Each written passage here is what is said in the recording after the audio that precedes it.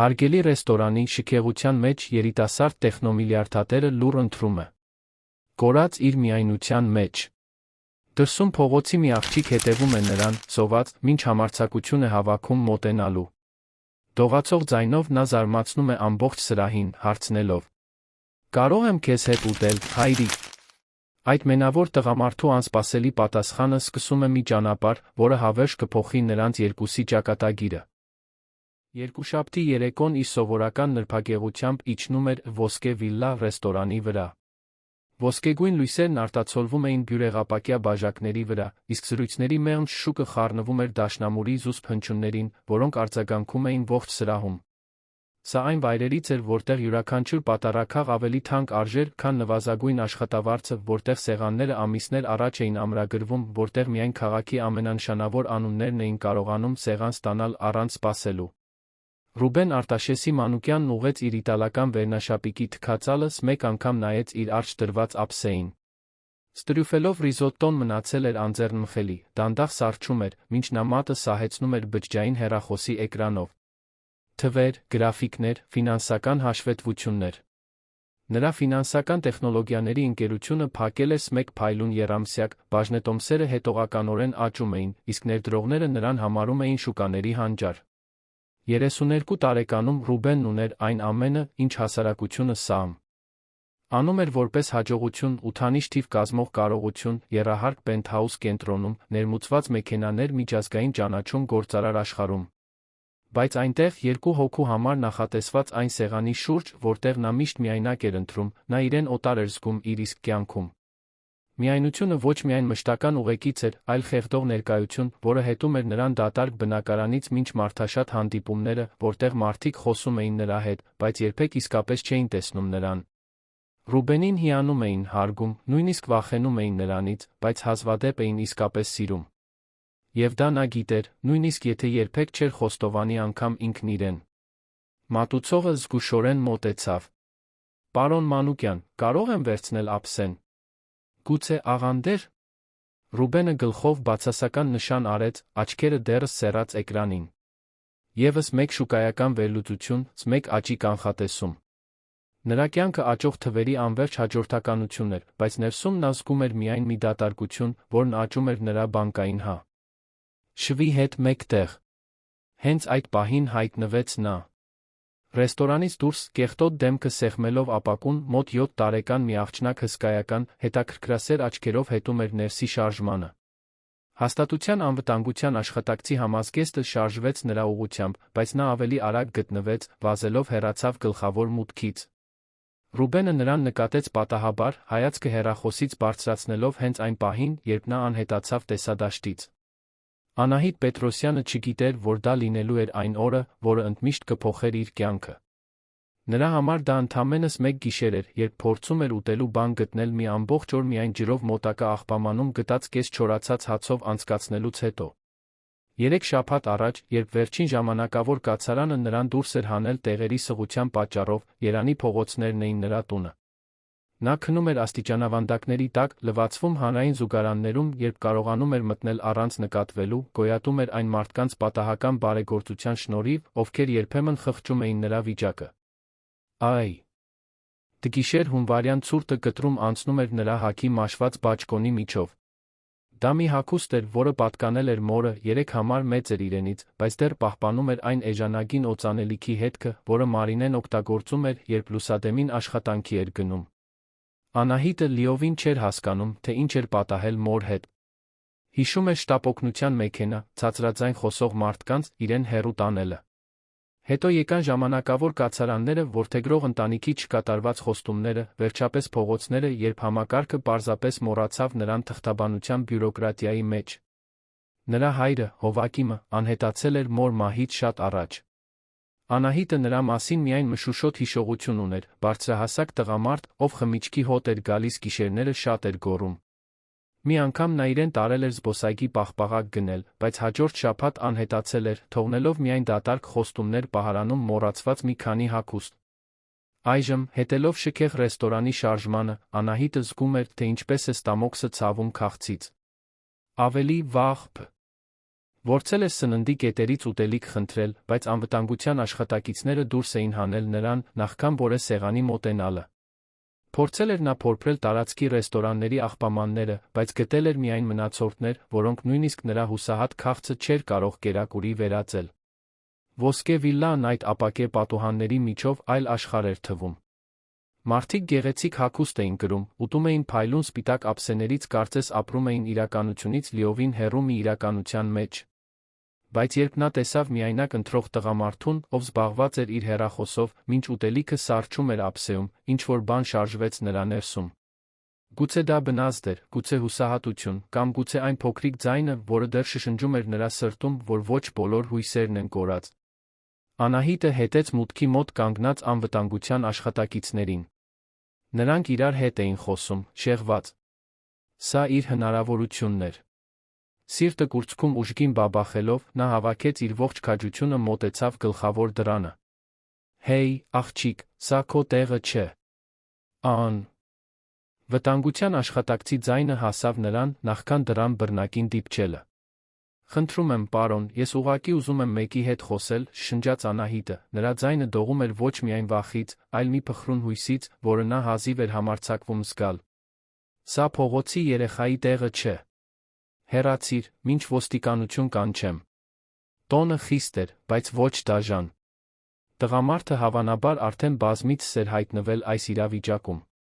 Բայց Անահիտը տեղից չշարժվեց։ Նրա աչքերը կրկին սերվեցին ներսում գտնվող միայնակ տղամարդու վրա։ Նրա մեջ ինչ-որ բան կար, որ հիշեցնում էր իրեն, միայնություն, որը նա ճանաչում էր, մի տխրություն, որը գերազանցում էր սոցիալական դասի ցանկացած տարբերություն։ Առանց կարողանալու բացատրել, թե ինչն էր իրեն մղում, նա մի քայլ արեց դեպի դուռը։ Պարոն, խնդրում եմ, թույլ տվեք մտնեմ ընդամենը մի րոպեով։ Անվտանգության աշխատակիցն արդեն պատրաստվում էր պատասխանել, երբ մատուցողներից մեկը մոտեցավ։ Մարատ, ինչ խնդիր կա այստեղ։ Փողոցի աղջիկ է, ուզում է մտնել։ Արդեն ասել եմ, որ հեռանա։ Մատուցողը Անահիտին նայեց կա։ Լեկցանքի պրոֆեսիոնալիզմի խառնուրդով։ Տես փոքրիկ, մենք հասկանում ենք, որ դու օգնության կարիք ունես, բայց սա դրա տեղը չէ։ Այստեղից երկու թաղամաս այն կողմ խնամակալության կենտրոն կա, նրանք կկարողանան քեզ ավելի լավ օգնել։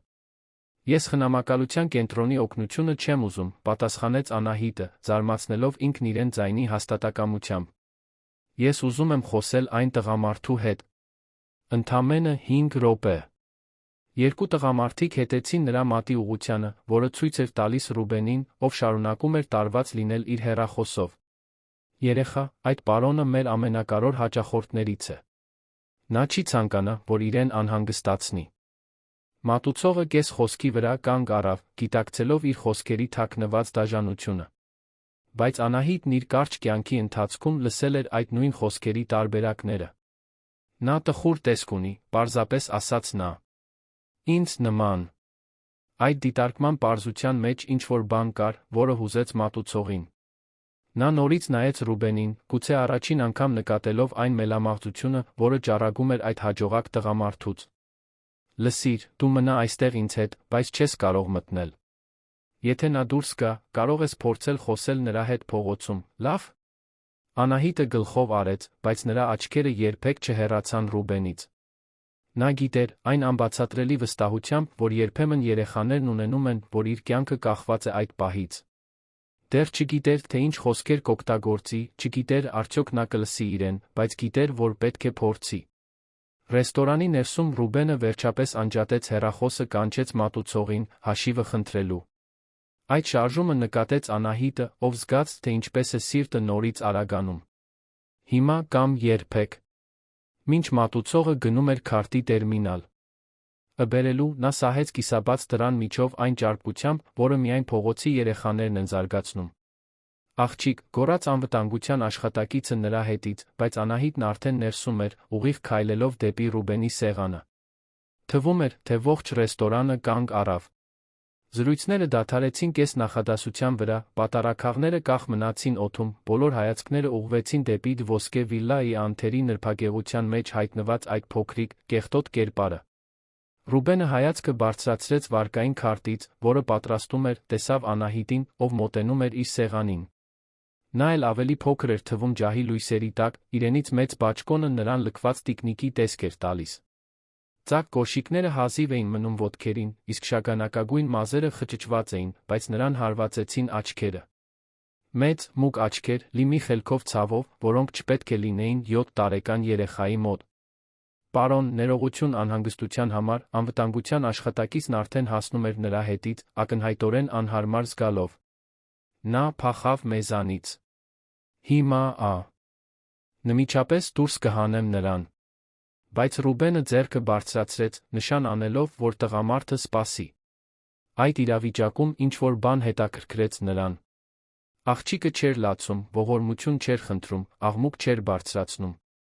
Նա պարզապես կանգնած էր այնտեղ, իր սեղանից մի քանի քայլ հեռու, լուռ արժանապատվությամբ, որը հակասում էր նրա արտաքին տեսքին։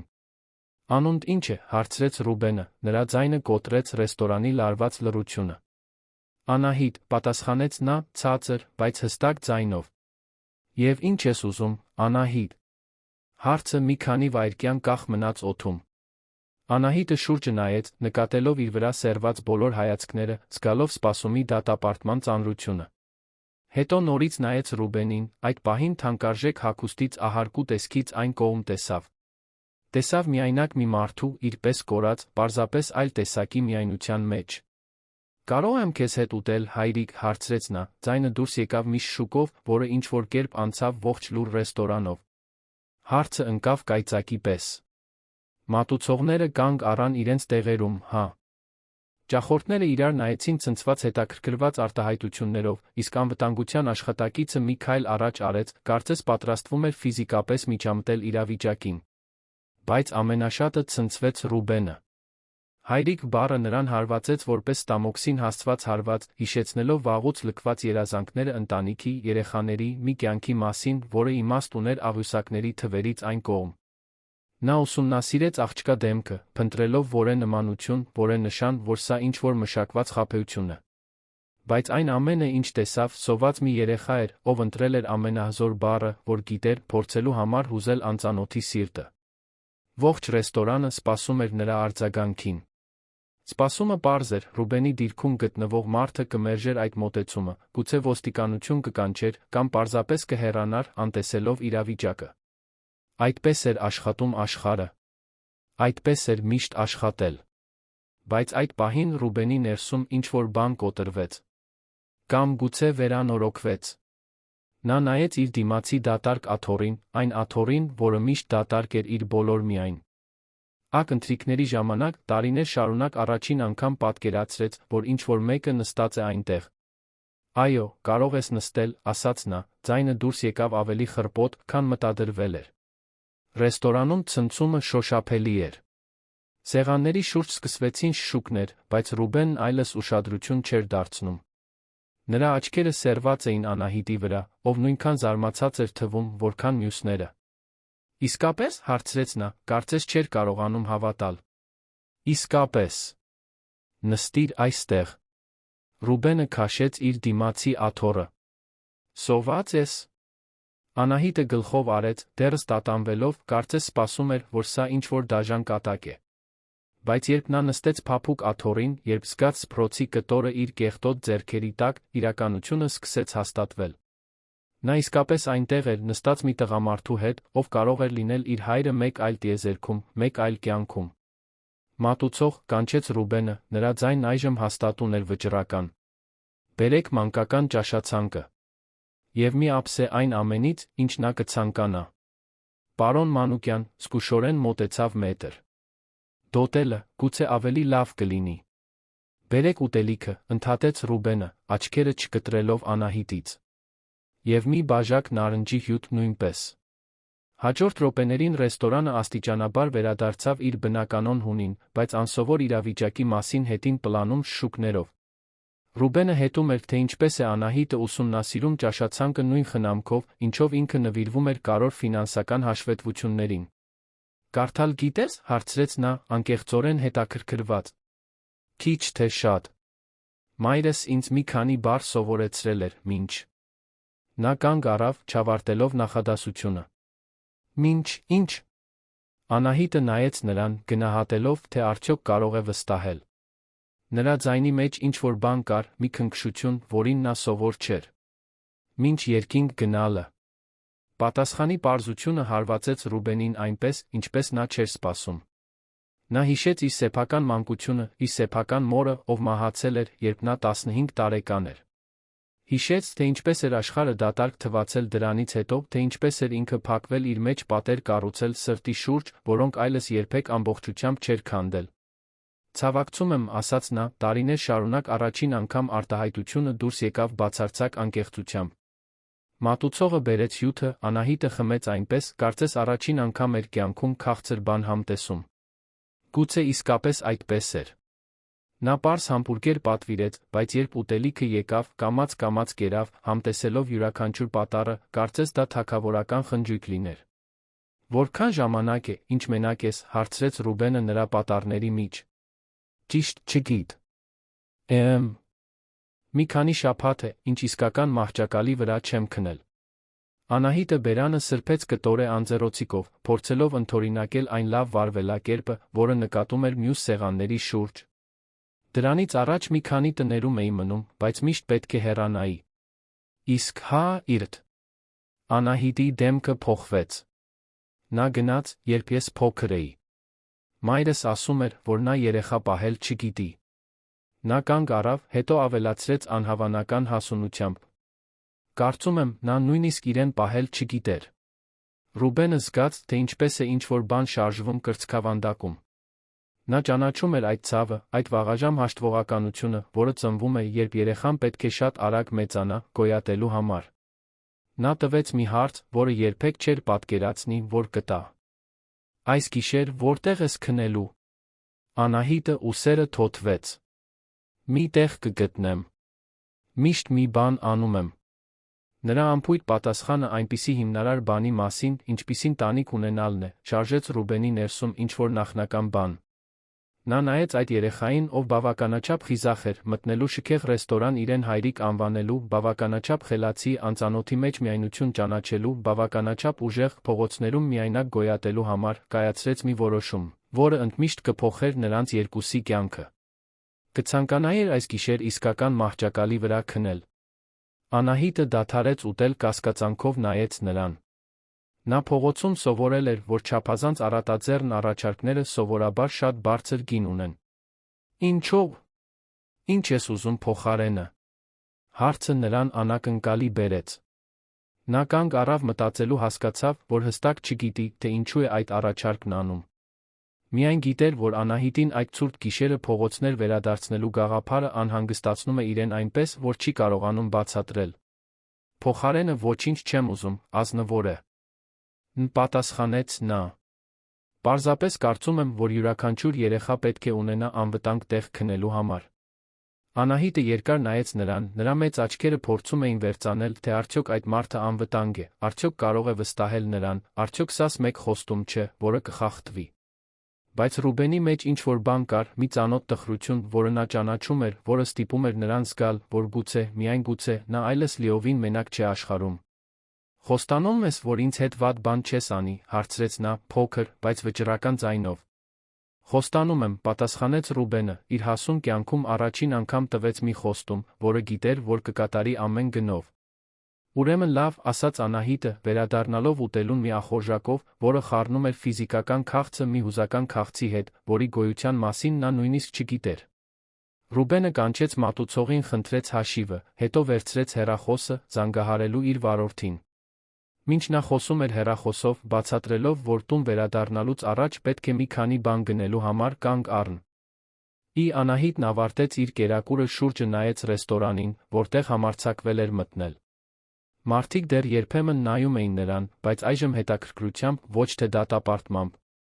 Երբ նրանք դուրս եկան ռեստորանից, Ռուբենի վարորդը, վարպետ Անտոնը, 50 տարեկան մի մարդ, ով 5 տարի աշխատում էր նրա մոտ, չկարողացավ թաքցնել իր զարմանքը, տեսնելով երեխային։ Պարոն Ռուբեն, այս տիկինը։ Անահիտն է, պատասխանեց Ռուբենը, օգնելով նրան նստել սեդանի հետի նստատեղին։ Տուն գնալուց առաջ պետք է մի քանի գնումներ անենք։ Վարպետ Անտոնը պարզապես գլխով արեց։ Ռուբենի մոտ 5 տարի աշխատելով նա սովորել էր, որ իր տնօրենը քչախոս բազմաթիվ անակնկալներով մարդ է, բայց սա անշուշտ մի պատմություն կլիներ, որը կպատմեր կնոջը, երբ տուն հասներ։ Առաջին կանգառը մի հանրախանութում էր, որը դեռ բաց էր։ Ռուբենը Անահիտի համար հիմնական հագուստ գնեց, գիշերանոցներ, ներքնազգեստ, 2 զույգ ամենօրյա հագուստ, նրա չափսին համապատասխան կոշիկներ, հիգիենայի պարագաներ։ Անահիտը լուր ուղեկցում էր նրան, դեռս փորձելով յուրացնել իրավիճակի անիրականությունը։ «Ընտրիր այն ատամի խոզանակը, որն ամենաշատը դուրդ կգա», ասաց Ռուբենը նրան հիգիենայի բաժնում։ Անահիտը մատնացույց արեց արքայադուստրերի նկարներով վարդագույն խոզանակը։ «Սա շատ թանկ է», հարցրեց նա, նայելով գնին։ «Դրա մասին մի անհանգստացիր», պատասխանեց նա խոզանակը դնելով զամբյուղի մեջ մանկական ատամի մածուկի, շամպունի, կոնդիցիոների օճառի հետ մի ասին։ Գնումների ողջ ընթացքում Անահիտը Ռուբենին հետում էր գրեթե գիտական ուշադրությամբ, փորձելով հասկանալ, թե ինչպիսի մարդ է այս տղամարդը, ով իր հուսահատ խնդրանքին պատասխանել էր մի առատաձեռնությամբ, որը նա երբեք չէր զգացել։ Նա բարի էր, բայց զուսպ։ Խնամքով, բայց ոչ։ Եվ նրա մեջ մի մելամաղձություն կար, որն արտացոլում էր իր սեփականը, կարծես երկուսն էլ նավարկում էին շատ նման միայնակ ջրերում։ Երբ նրանք վերջապես հասան Ռուբենի շենքը կենտրոնում, Անահիտը հայացքը բարձրացրեց դեպի ապակե պողպատե աշտարակը, որը ձգվում էր դեպի աստղերը։ Դա այն տեսակի շենքն էր, որը նա միայն հեռվից էր տեսնում, փողոցներով քայլելիս, պատկերացնելով, թե ինչպիսի մարդիկ են ապրում այնտեղ, վերում։ Ռուբենի բնակարանը զբաղեցնում էր շենքի վերջին 3 հարկերը։ Երբ վերելակի դռները բացվեցին ուղիղ նրա նախասրահում, Անահիտի բերանը բաց մնաց։ Տարածքը ընդարձակ էր, ժամանակակից, հսկայական պատուհաններով, որոնք լուսավորված Երանի համայնապատկերն էին առաջարկում։ Բայց չնայած ողջ շքեղությանը, միջավայրում ինչ-որ դատարկ բան կար, կարծես։ Դա ավելի շատ ցուցափեղկ լիներ, քան տուն։ «Աստված իմ», շնջաց նա, զգուշորեն քայլելով մարմարե հատակի վրա, կարծես վախենում էր կոտրել այն։ «Ազատ մտիր», ասաց Ռուբենը, նկատելով նրա տատանումը։ «Տիկին Շուշան», կանչեց նա։ Մոտ 60 տարեկան մի կին հայտնվեց սենյակում, ձեռքերը սրբելով գոգնոցով։ Նա վերջին 3 տարիներին աշխատում էր Ռուբենի մոտ, հոգ տանելով մաքրության, երբեմն նրա համար կերակուր պատրաստելով։ Երբ տեսավ Անահիտին, նրա արտահայտությունը անմիջապես փափկեց։ «Տիկին Շուշան, սա Անահիտն է։ Նա այս գիշեր այստեղ է մնալու։ Կարող եք հյուրասենյակը պատրաստել նրա համար»։ Շուշանը նայեց Ռուբենից Անահիտին, նորից Ռուբենին, բայց էքսցենտրիկ տնօրենների մասին հոգ տանելու նրա տասնամյակների փորձը թույլ չտվեց հարցեր տալ։ «Իհարկե, պարոն Ռուբեն։ Աղջիկ ջան, ընտրել ես»։ «Այո, շնորհակալ եմ», քաղաքավարի պատասխանեց Անահիտը, տպավորված տարեց կնոջ բարությունից։ «Ինչ դաստիարակված աղջիկ», մրմնջաց Շուշանը, արդեն շարժվելով դեպի հյուրասենյակ։ «Ամեն ինչ լավ կպատրաստեմ քեզ համար, սիրելիս»։ Ռուբենը ցույց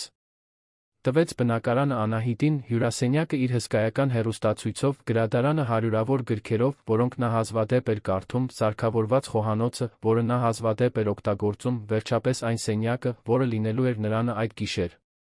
Հյուրասենյակը ավելի մեծ էր, քան ցանկացած վայր, որտեղ Անահիտը երբեք քնել էր։ Այնտեղ կար երկտեղանոց մահճակալ, անթերի սպիտակ սավաններով, սեփական լոգարան պատուհան, որից տեսարան էր բացվում դեպի քաղաքը, որը ներքում փայլում էր աստղերի ծովի պես։ «Լոգարանը միայն քոնն է», բացատրեց Ռուբենը։ «Մաքուր սրբիչներ կան», տիկին Շուշանը շամպուն օճառ է թողել։ «Միայնակ կարող ես լոգանք ընդունել»։ Անահիտը գլխով արեց, դեռս մի տեսակ շփոթված այս ամենից։ «Գիշերը մտքափոխ չես լինի ու ինձ դուրս չես հանի»։ Հարցը նրան երկրորդ անգամ անակնկալի բերեց այդ գիշեր։ «Մտքափոխ չեմ լինի», խոստացավ նա։ «Կարող ես հանգիստ քնել»։ «Իսկ առավոտյան»։ Ռուբենը կանգ առավ մտածելու։ Նա ռեստորանում գործել էր իմպուլսիվ, մղված միայնության, կարեկցանքի ինչ-որ այլ բանի համադրությամբ, որը դեռ չէր կարողանում բացահայտել։ Բայց այժմ, նայելով Անահիտին իր բնակարանում, նրա գնած նոր հագուստով, նա հասկացավ, որ չի ուզում, որ դա ավարտվի հաջորդ առավոտ։ «Առավոտյան կխոսենք այդ մասին», ասաց նա։ «Բայց դու փողոց չես վերադառնալու, դա կարող եմ խոստանալ»։ Այդ գիշեր, շաբաթներ շարունակ առաջին անգամ, Անահիտը տաք լոգանք ընդունեց։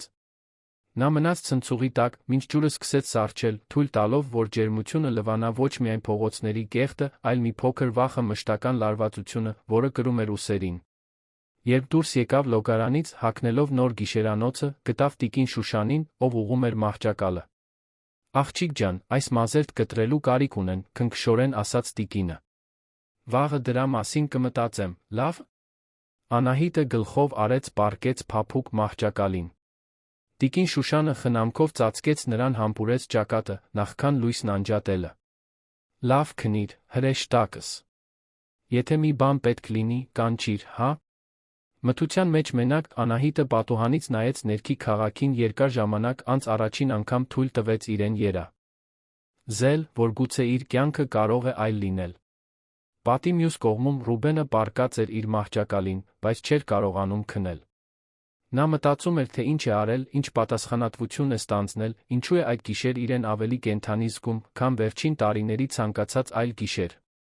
Գիշերվա ժամը 2-ին նա ցածր ձայն լսեց Անահիտի սենյակից։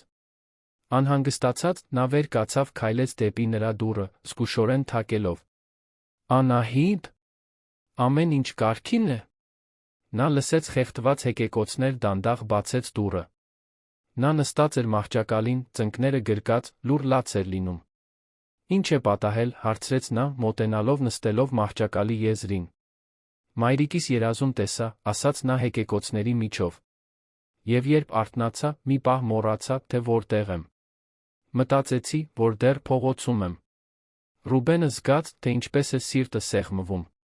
Առանց շատ մտածելու, նա ձեռքը մեկնեց նրբորեն շոյեց նրա մազերը։ «Դու այլս փողոցում չես։ Այստեղ ես, անվտանգ ես»։ «Ինչո՞ւ», հարցրեց նա, կարմրած աչքերը բարձրացնելով նրա վրա։ «Ինչու ես ինձ հետ բարի։ Դու նույնի։ Սկ ինձ չես ճանաչում»։ Դա մի հարց էր, որին Ռուբենը լիարժեք պատասխան չուներ։ Նա միայն գիտեր, որ այդ պահից սկսած Անահիտին պաշտպանելը դարձել էր իր կյանքի ամենակարևոր բանը։ «Երբեմն մենք հանդիպում ենք մարդկանց, ովքեր ճիշտ պահին մեր կարիքն ունեն», ասաց նա։ «Եվ երբեմն մենք էլ նրանց կարիքն ենք ունենում, նույնիսկ առանց իմանալու»։ Անահիտը երկար նայեց նրան, հետո արեց մի բան, որը զարմացրեց երկուսին էլ։ Մեկնեց իր փոքրիկ ձեռքը դիպավ նրան։ «Շնորհակալ եմ, որ ռեստորանից ինձ դուրս չհանեցիր»։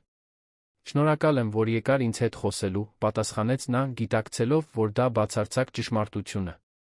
Այդ գիշեր Ռուբենը նստեց սենյակի բազկաթոռին, մինչ Անահիտը նորից քնեց։ Եվ մինչ նա հետում էր, թե ինչպես է այդ խիզախ երեխան վերջապես հանգիստ քնում, նա գիտեր, որ իր կյանքը ընդմիշտ փոխվել է։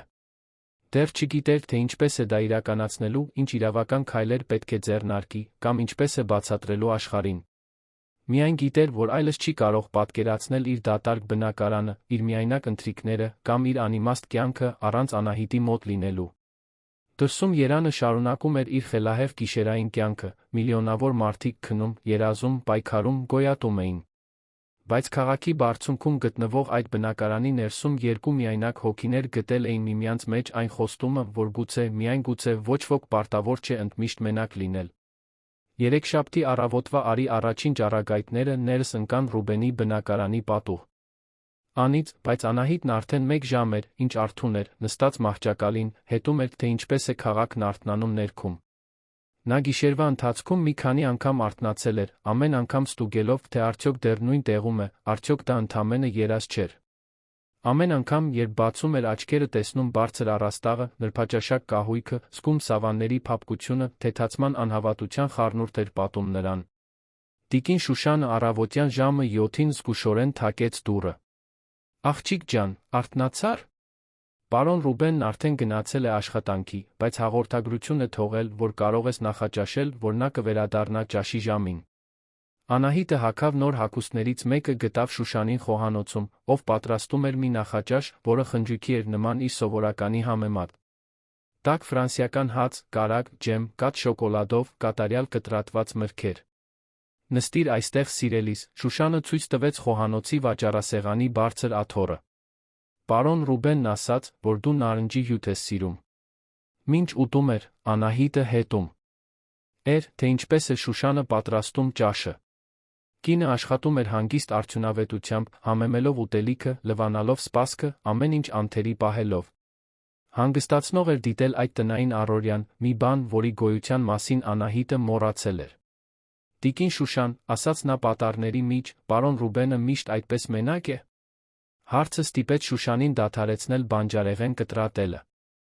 Նա նայեց Անահիտին մայրական արտահայտությամբ, որը աղջիկը վաղուց չէր տեսել։ Ախ, աղջիկս, այդ մարդը ավելի մենակ է ապրում, քան առանց բույնի թռչունը։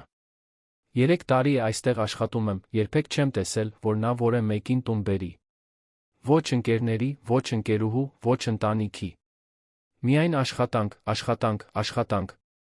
Նա տխրությամբ գլուխը շարժեց։ Նրա պես լավ մարդ, այնքան բան ունի տալու, բայց փակ է, ինչպես խեցին։ Կարծում ես, նա ինձ դուրս կհանի, հարցրեց Անահիտը, անվստահությունը երում էր ձայնի մեջ։ Շուշանը դրեց դանակը, մոտեցավ աղջկան, ձեռքերը դնելով նրա փոքրիկ ուսերին։ Աղջիկ ջան, ես երեկ տեսա նրա աչքերը, երբ նա քեզ հետ այս եկավ։ Դրանք այլ աչքեր էին։ Մի լույս կար, որը ես երբեք առաջ չէի տեսել։ Եվ այսօր առավոտյան աշխատանքի գնալուց առաջ նա ինձ մի ցուցակ տվեց քեզ համար գնելու բաների, ավելի շատ հագուստ, խաղալիքներ, դպրոցական պարագաներ։ Մարդ, ով տանը երեխա չի ուզում, խաղալիքների ցուցակ չի կազմում, հրեշտակս։ Անահիտի զգացած թեթացումը այնքան ուժեղ էր, որ գրեթե ստիպեց նրան լաց լինել։ Նա ամբողջ առավոտը փորձել էր հոգեբանորեն պատրաստվել փողոցներ վերադառնալու հնարավորությանը, մտովի փորձելով, թե ինչպես է շնորհակալություն հայտնելու հյուրընկալության համար, նախքան հեռանալը։ Լսելը, որ Ռուբենը պլաններ է կազմել, որոնք ներառում են իր մնալը, նման էր անսպասելի նվեր ստանալուն։ Այդ առավոտ Շուշանը Անահիտին տարավ շենքի առաջին հարկի գեղեցկության սրահ, որտեղ նրա ընկերուհի Սիրանուշն էր աշխատում որպես վարսահարդար։ Մազերի կտրվածքը գրեթե կախարդական փոխակերպում էր։ Խճճված անկենդան մազերը տեղի տվեցին ժամանակակից խնամված սանրվածքի, որը բացահայտեց Անահիտի նուրբ դեմքը, նրա արտահայտիչ աչքերը մի ամաչկոտ, բայց անկեղծ ժպիտ։ Աստվա! Իմ, ինչպիսի… Գեղեցիկ աղջիկ, բացականչեց Սիրանուշը, երբ ավարտեց։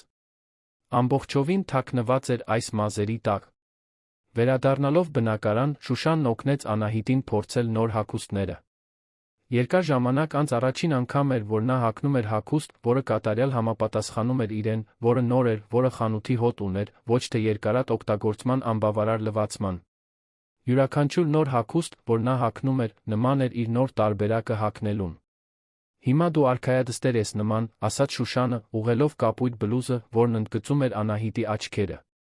Բայց հիշիր, աղջիկս, գեղեցիկ հագուստները լավ են, բայց այն, ինչը մարդուն առանձնահատուկ է դարձնում, այն է, ինչ կա այստեղ, ներսում, նա ցույց տվեց սիրտը։ Եվ դու ոսկե սիրտ ունես, դա ցանկացած մարդ կարող է տեսնել։ Ռուբենը ճաշի եկավ ուղիղ 12:30-ին, ինչպես խոստացել էր։ Երբ տեսավ Անահիտին, կանգ առավ սենյակի մուտքի մոտ, ակնհայտորեն տպավորված փոխակերպումից։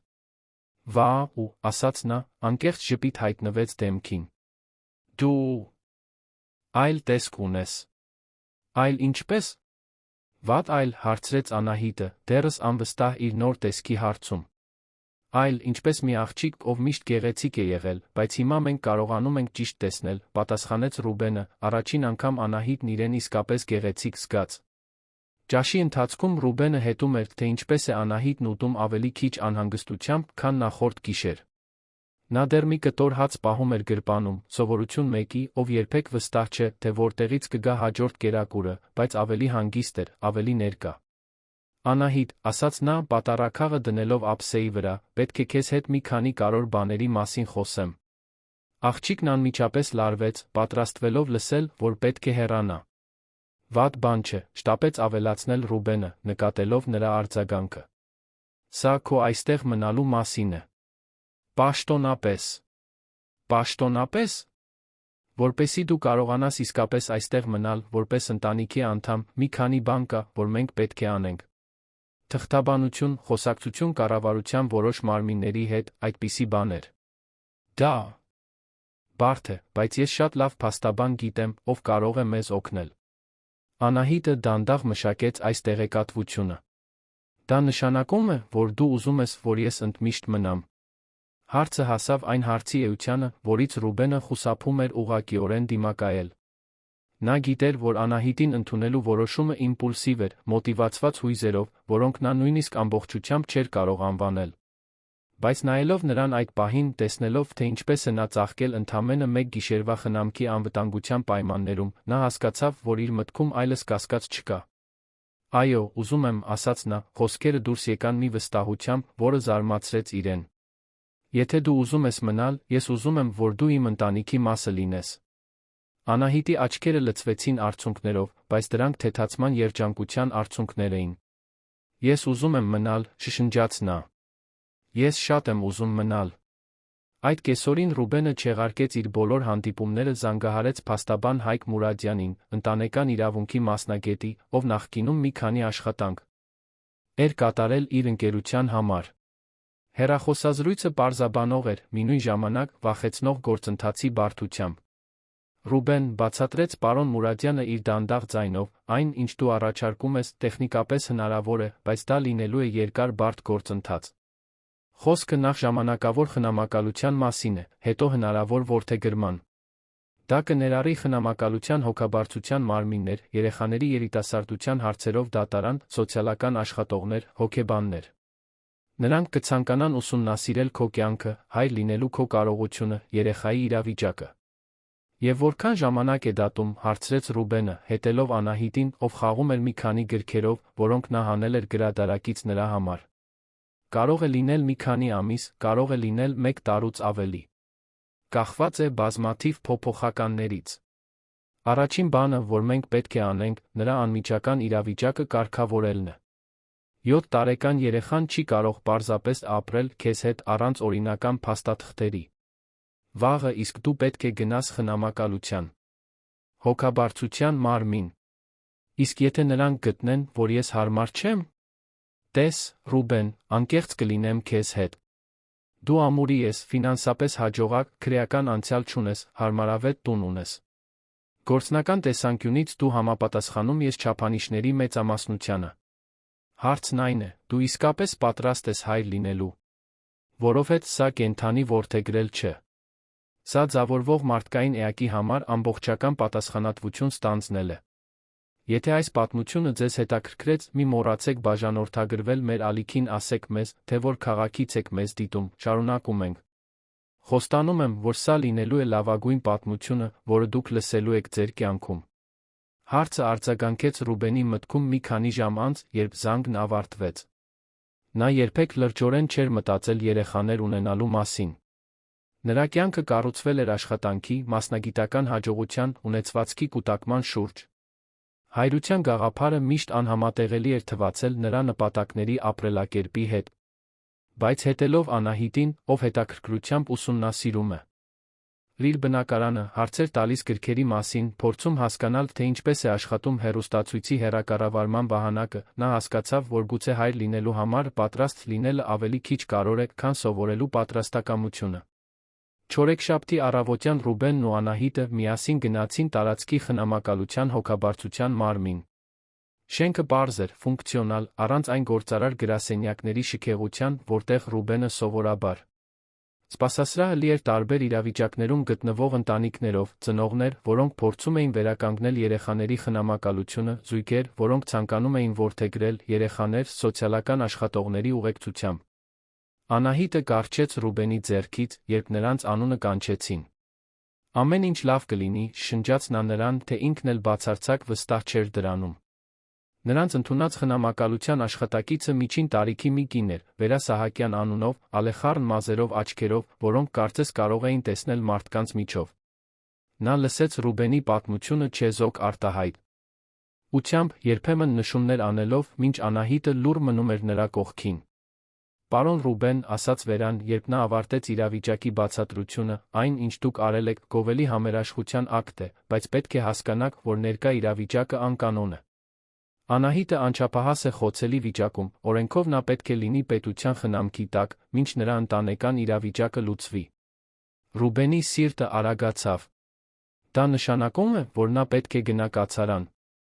Սովորական հանգամանքներում, այո։ Բայց Վերան նայեց Անահիտին, ով կծկվել էր աթոռին, հաշվի առնելով, որ երեխան ակնհայտորեն լավ խնամված է, որ դուք հետաքրքրություն եք ցուցաբերում իրավիճակը պաշտոնականացնելու հարցում։ Մենք կարող ենք աշխատել անմիջական ժամանակավոր խնամակալության պայմանագրով։ Ինչ է դա նշանակում կոնկրետ։ Նշանակում է, որ Անահիտը կարող է մնալ ձեզ հետ, մինչ մենք սկսենք վերջնական խնամակալության համար հետաքննության գործընթացը։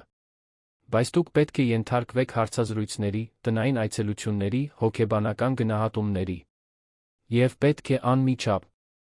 Ես Անահիտին գրանցեք դպրոցում։ Անահիտը գլուխը բարձրացրեց, լսելով դպրոց բառը։ Ավելի քան 2 տարի էր, ինչ նա պարբերաբար դասասենյակ չէր հաճախել։ Ես կարող եմ նորից դպրոց գնալ, հարցրեց նա, ձայնը լի հույսով։ Իհարկե կարող ես, սիրելիս, պատասխանեց Վերան մայրական ժպիտով։ Յուրաքանչյուր երեխա կրթության իրավունք ունի։ Հաջորդ օրերը գործունեության հորցանուտ էին։ Ռուբենը ստիպված էր ամբողջությամբ հարմարեցնել իր առօրյան։ Նա, ով սովոր էր օրական 12 ժամ աշխատել, հայտնաբերեց, որ տանը երեխա ունենալը պահանջում է մի ներկայություն, որը նա երբեք անհրաժեշտ չէր համարել։ Անահիտին պետք էր տանել դպրոցական համազգեստ, պարագաներ գնելու, նա բժշկական զննումներ անցավ, իր ընդհանուր առողջական վիճակը ստուգելու համար, մանկավարժական գնահատումներ անցավ, որոշելու, թե որ դասարանում կգրանցվի։ Բժիշկ Մովսես Պետրոսյանը, մանկաբույժը, ով զննեց Անահիտին, խորհրդակցությունից հետո առանձին խոսեց Ռուբենի հետ։ Ֆիզիկապես նա լավ է։ Մի փոքր ցածր քաշով իր տարիքի համար, որոշ սննդային անբավարարություններ, որոնք կարող են ուղղվել համապատասխան սննդակարգով։ Բայց Ռուբեն, նա դադար տվեց, զգուշորեն ընտրելով բառերը, այս երեխան զգալի տրավմաներ է ապրել։ Խորհուրդ եմ տալիս հոգեբանական աջակցություն։ Ինչ տեսակի տրավմաներ։ Լքվածություն, մոր կորուստ, կյանք փողոցներում։ Սրանք փորձառություններ են, որոնք խորը հետքեր են թողնում մանկական հոգեկանում։ Նա համբերության, հասկացողության, հավանաբար թերապիայի կարիք կունենա, մշակելու այն ամենը, ինչ ապրել է։ Այդ գիշեր Ռուբենը գտավ Անահիտին սենյակի հատակին նստած, թերթում էր իր բիզնես գրքերից մեկը։ Նա չէր կարողանում կարդալ բառերի մեծ մասը, բայց կենտրոնացած ուսումնասիրում էր նկարներն ու գրաֆիկները։ Ինչ ես փորձում հասկանալ այնտեղ, հարցրեց նա, նստելով նրա կողքին գորգի վրա։ Ուզում էի իմանալ, թե դու ինչով ես զբաղվում, պատասխանեց նա։ Տիկին Շուշանն ասաց, որ դու շատ կարևոր ես, մեծ ընկերություն ունես։ Ռուբենը վերցրեց գիրքը, սկսեց պարզ բառերով բացատրել, թե ինչով է զբաղվում իր ընկերությունը։ Անահիտը լսում էր նրան մի ուշադրությամբ, որը քիչ մեծահասակներ էին նվի։ Ռում ֆինանսական տեխնոլոգիաների մասին նրա բացատրություններին։ Սիրում ես այն, ինչ անում ես, հարցրեց նա, երբ նա ավարտեց։ Հարցը նրան անակնկալի բերեց։ Դա մի բան էր, որը ոչ ոք երբեք ուղղակիորեն չէր հարցրել։ Նա միշտ ենթադրել էր, որ սիրելը կամ չսիրելը անտեղի է, կարողը հաջողակ լինելն էր։ Ես չգիտեմ, թե դա սիրելու հարց է, ազնվորեն պատասխանեց նա։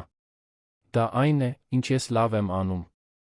Մայրս ասում էր, որ երբ մենք սիրում ենք այն, ինչ անում ենք, աշխատանքը աշխատանք չի թվում, ասաց Անահիտը, կրկնելով մի արտահայտություն, որը հավանաբար լսել էր տարիներ առաջ։ Այդ պարզ պատասխանի մեջ Ռուբենը տեսավ մի իմաստություն, որը կորցրել էր ինչ-որ տեղ, դառնալու ճանապարհին այն, ինչ դարձել էր։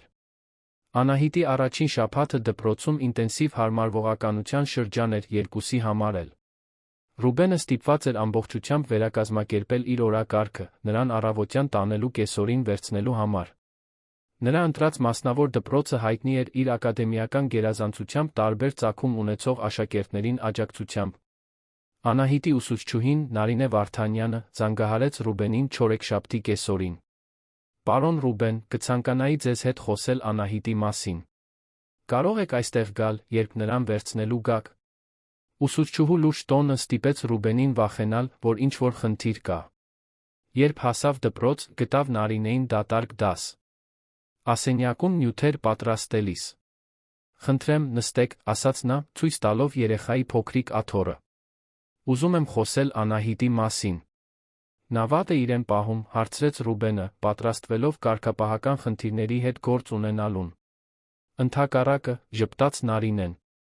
Անահիտը ամենադաստիարակված հետաքրքրասեր երեխաներից մեկն է, որ երբեք ունեցել եմ իմ դասարանում։ Բայց ես նկատել եմ մի քանի բան, որոնք կարծում եմ կարևոր է, որ իմանաք։ Նա բացեց մի թղթապանակ Անահիտի նկարներով աշխատանքներով։ Տեսեք այս նկարները, նա ցույց տվեց գունավոր պատկերներով ծածկված թղթեր։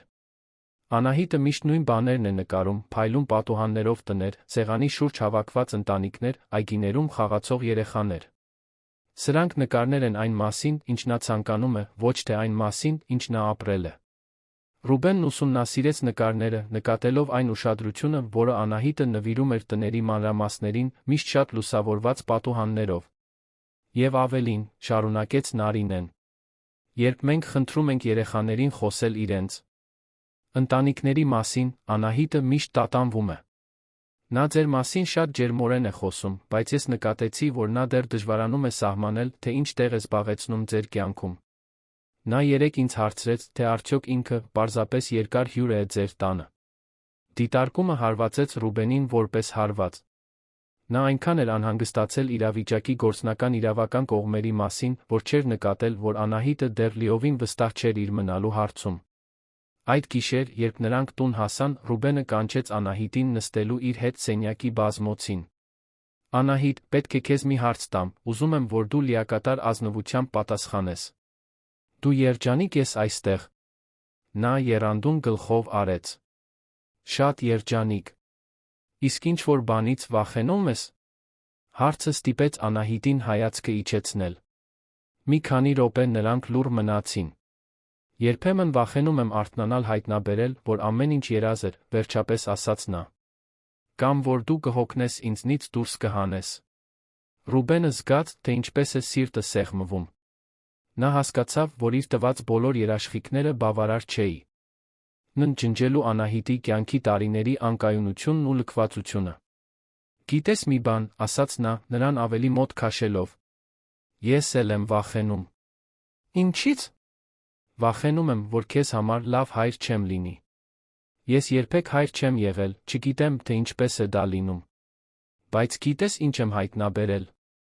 Վախենալը վատ չէ։ Նշանակում է, որ մենք հոգ ենք տանում։ Անահիտը նայեց նրան իր մեծ լուրջ աչքերով։ Դու իսկապես ուզում ես իմ հայրը լինել։ Ամեն ինչից շատ եմ ուզում, պատասխանեց Ռուբենը, հասկացավ, որ դա բացարձակ ճշմարտություն է։ Իսկ դու ուզում ես, որ ես քո հայրը լինեմ։ Ուզում եմ, շշնջաց նա, ձեռքերը գցելով նրա վզին մի գրկախառնությամբ, որը զարմացրեց երկուսին էլ իր ջերմության ուժգնությամբ։ Այդ գրկախառնության մեջ նրանց միջ ինչ-որ բան ամրապնդվեց։ Դա այլս պարզապես բարեգործական ակտ կամ միայնության մղում չէր։ Դա փոխադարձ ճանաչումն էր, որ նրանք գտել էին միմյանց մեջ ոչ միայն ընկերակցություն, այլ ընտանիք։ Այդ խոսակցությունից հետո Ռուբենը սկսեց Անահիտին ավելի ակտիվորեն ներգրավել տան որոշումների մեջ։ Նրանք միասին ընտրեցին, թե ինչպես զարդարել նրա սենյակը, որն այժմ պաշտոնապես դառնում էր նրանը ընդմիշտ։ Անահիտն ընտրեց աստղերով ամպերով պաստառ, Ռուբենը դիզայներ վարձեց, տարածքը իսկական մանկական սենյակի վերածելու համար, լի գույներով, գրքերով, խաղալիքներով։ Բյուրոկրատական գործընթացը շարունակում էր առաջ գնալ։ Սոցիալական աշխատողի այցելությունները պարբերական էին, դրանցից յուրաքանչյուրը փոքր հաղթանակ էր ներկայացնում։ Սոնա Պապյանը, գործով պատասխանատու սոցիալական աշխատողը, մանրամասն զեկույցներ էր կազմում Անահիտի կյանքի պայմանների, նրա հուզական զարգացման Ռուբենի, խնամողի դերին հարմարվելու մասին։ Պարոն Ռուբեն, ասաց նա այցելություններից մեկի ժամանակ, կարող եմ մի քանի անձնական հարց տալ։ Իհարկե։ Դուք երբեք ամուսնացած չեք եղել։ Երբեք երեխաներ ունենալ չեք ցանկացել։ Ռուբենը կանգ առավ մտածելու պատասխանի մասին։ Երբեք չեմ գտել ճիշտ մարդուն ամուսնանալու համար։ Իսկ երեխաներ ունենալու մասին։ Կարծում եմ, երբեք ինձ թույլ չեմ տվել դա ցանկանալ, որովհետև միշտ մտածել եմ, որ լավ չեմ լինի դրանում։ Եվ ինչը փոխվեց։ Նա նայեց Անահիտին, ով ձմեռային այգում խաղում էր մանկական պատմությունների գրքերով, որոնք նա գնել էր նրա համար։ Անահիտին հանդիպելը ստիպեց ինձ հասկանալ, որ գուցե ես փախչում էի ինչ-որ մեկին իսկապես սիրելու հնարավորությունից։ Նրա հետ փախչելու հնարավորություն չկա։ Նա իմ կարիքն ունի, ես հայտնաբերեցի, որ ես էլ նրա կարիքն ունեմ։ Սոնան մի քանի նշում արեց ժպտաց։ Կարող եմ ասել, որ ձեր երկուսի միջ ջերմությունը ակնհայտ է։ Անահիտը շատ է ծաղկել, քանի որ այստեղ է։ Նա ավելի վստահ է, ավելի լավ է արտահայտվում, ակադեմիականորեն զարգանում է։ Դուք լավ աշխատանք եք կատարում։ Գովասանքը Ռուբենի համար ավելին նշանակեց, քան ցանկացած մասնագիտական ճանաչում, որ երբեք ստացել էր։ Շաբաթները վերածվեցին ամիսների, Ռուբենի ու Անահիտի կյանքը սկսեց ունենալ մի առօրյա, որը երկուսն էլ գնահատում էին։ Առավոտները միասին նախաճաշելու համար էին, Ռուբենը նրան տանում էր դպրոց, աշխատանքի գնալու ճանապարհի։ Վերցնում էր նրան երեկոյան, ամեն գիշեր միասին ընթրում էին։ Հանգստյան օրերը նվիրված էին զբոսանքներին, արթրի կենտրոններ, կինոթատրոններ, զբոսայգիներ այցելելուն։ Այդ շաբաթ օրերից մեկին նրանք հաղթանակի զբոսայգում էին, երբ Անահիտը մի հարց տվեց, որը Ռուբենը չէր սպասում։ Ինչու ես կարծում, որ իմ իսկական հայրը լքեց ինձ։ Հարցը լի էր մի ցավով, որը Անահիտը հազվադեպ էր ցույց տալիս։ Ռուբենը դադարեց քայլել, ծնկի իջավ նրա դիմաց։ Չգիտեմ, Անահիտ։ Երբեմն մեծահասակները վատ ընտրություններ են կատարում։ Դա չի նշանակում, որ դա քո մեղքն էր։ Բայց եթե ես ավելի լավ դուստր լինեի։ Ոչ, խստորեն ընդհատեց Ռուբենը։ Դու կատարյալ դուստր ես։ Եթե նա չի կարողացել դա տեսնել, խնդիրը նրանն էր, ոչ թե քոնը։ Դու երբեք դա ինձ հետ չես անի։ Երբեք ինձ չես լքի։ Երբեք, խոստացավ Ռուբենը։ Դու հիմա կպած ես ինձ։ Ինձնից ազատվել չես կարող, նույնիսկ եթե ուզենաս։ Անահիտը ծիծաղեց, բայց Ռուբենը տեսավ արցունքներ նրա աչքերում։ Նա հասկացավ, որ Անահիտին խնամելը միայն նրան տուն, ուտելիք կրթություն տալը չէր։ Դա հին վերքերը բուժելու, շատ վաղ խախտված վստահությունը կառուցելու նրան սովորեցնելու մասին էր, որ հնարավոր է անպայմանորեն սիրված լինել։ Այդ գիշեր, երբ Անահիտն արդեն քնած էր, Ռուբենը նստեց իր աշխատասենյակում նամակ գրեց։ Դա մի բան էր, որը փաստաբան Մուրադյանն էր առաջարկել, փաստաթղթավորել իր մտքերն ու զգացմունքները հարմարվողականության գործընթացի ընթացքում։ Այսօր 2 ամիս է, ինչ Անահիտը եկել է իմ կյանք, գրեց նա։ 2 ամիս, որոնք փոխեցին այն ամենը, ինչ ես կարծում էի, թե գիտեմ երջանկության նպատակի սիրո մասին։ Նա ոչ միայն լույս բերեց իմ տուն, նա իմաստ բերեց իմ գոյությանը։ Ես միշտ մտածել եմ, որ հաջողությունը իրեր կուտակելու, մասնագիտական նպատակներ նվաճելու, անծանոթների կողմից հիացմունքի արժանանալու մասին է։ Բայց ես հայտնաբերեցի, որ հաջողությունը նրա ժպիտը տեսնելն է, երբ նա դպրոցից է գալիս, նրա ծիծաղի ձայները լսելն է, որոնք արձագանքում են նախկինում լուռ միջանցքներում, իմանալն է, որ ինչ-որ մեկը իսկապես իմ կարիքն ունի, ոչ թե իմ փողի կամ դիրքի համար, այլ այն բանի համար, ինչ ես կարող եմ առաջարկել որպես մարդ։ Երբ ավարտեց գրելը, Ռուբենը պատուհանից նայեց ներքի լուսավորված քաղաքին։ Նա զգում էր, որ վերջապես գտել է իր տեղը աշխարհում։ Նա այլևս պարզապես Ռուբենը չէր, հաջողակ գործարարը։ Նա Ռուբենն էր, Անահիտի հայրը։ Եվ այս նոր ինքնությունը նրան ավելի լավ էր համապատասխանում, քան ցանկացած այլ դեր, որ երբեք խաղացել էր կյանքում։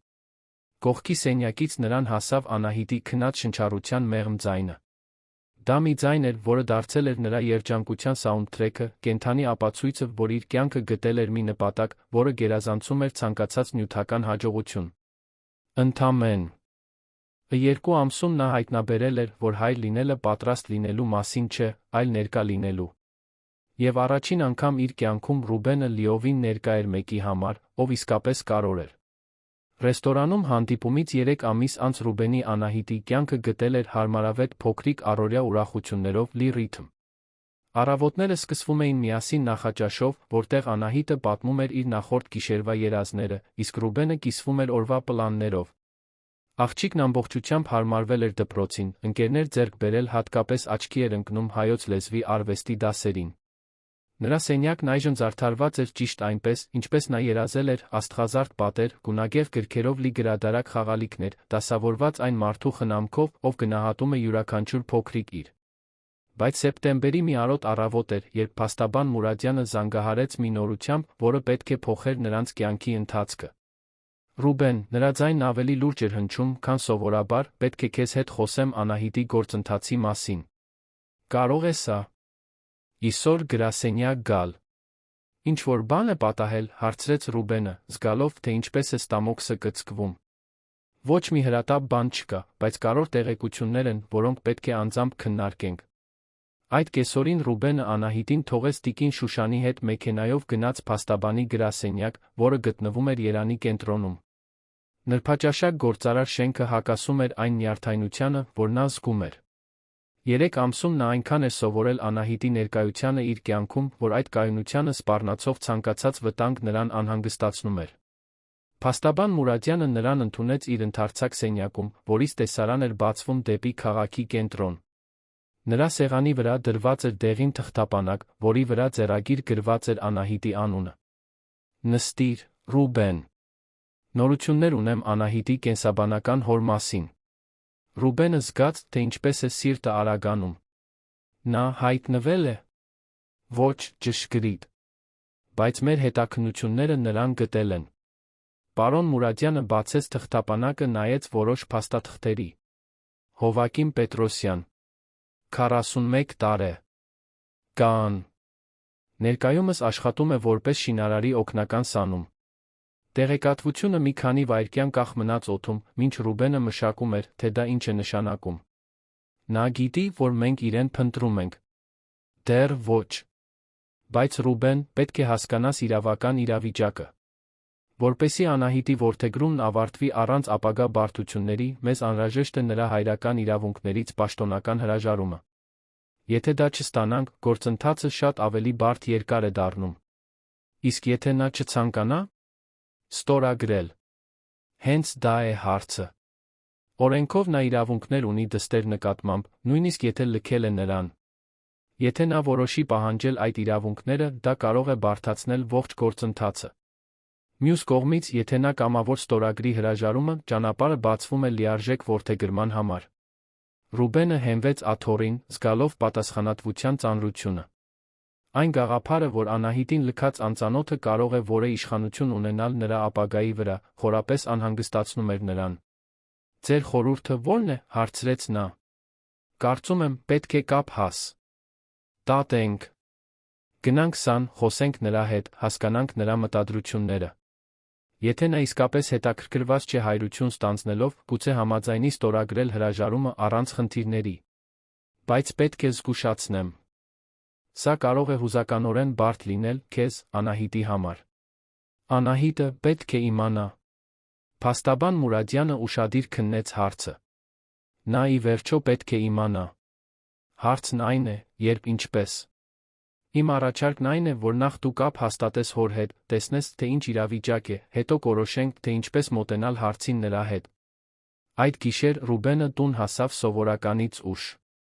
Գտավ Անահիտին սենյակում, ով տնային աշխատանք էր անում սուրճի սեղանի վրա, մուլտֆիլմ դիտելով։ Տնային հանգիստ տեսարանը հակասում էր նրա մտքերի խառնաշփոթին։ Բար, հայրիկ, ասաց նա, վազելով գրկելու նրան։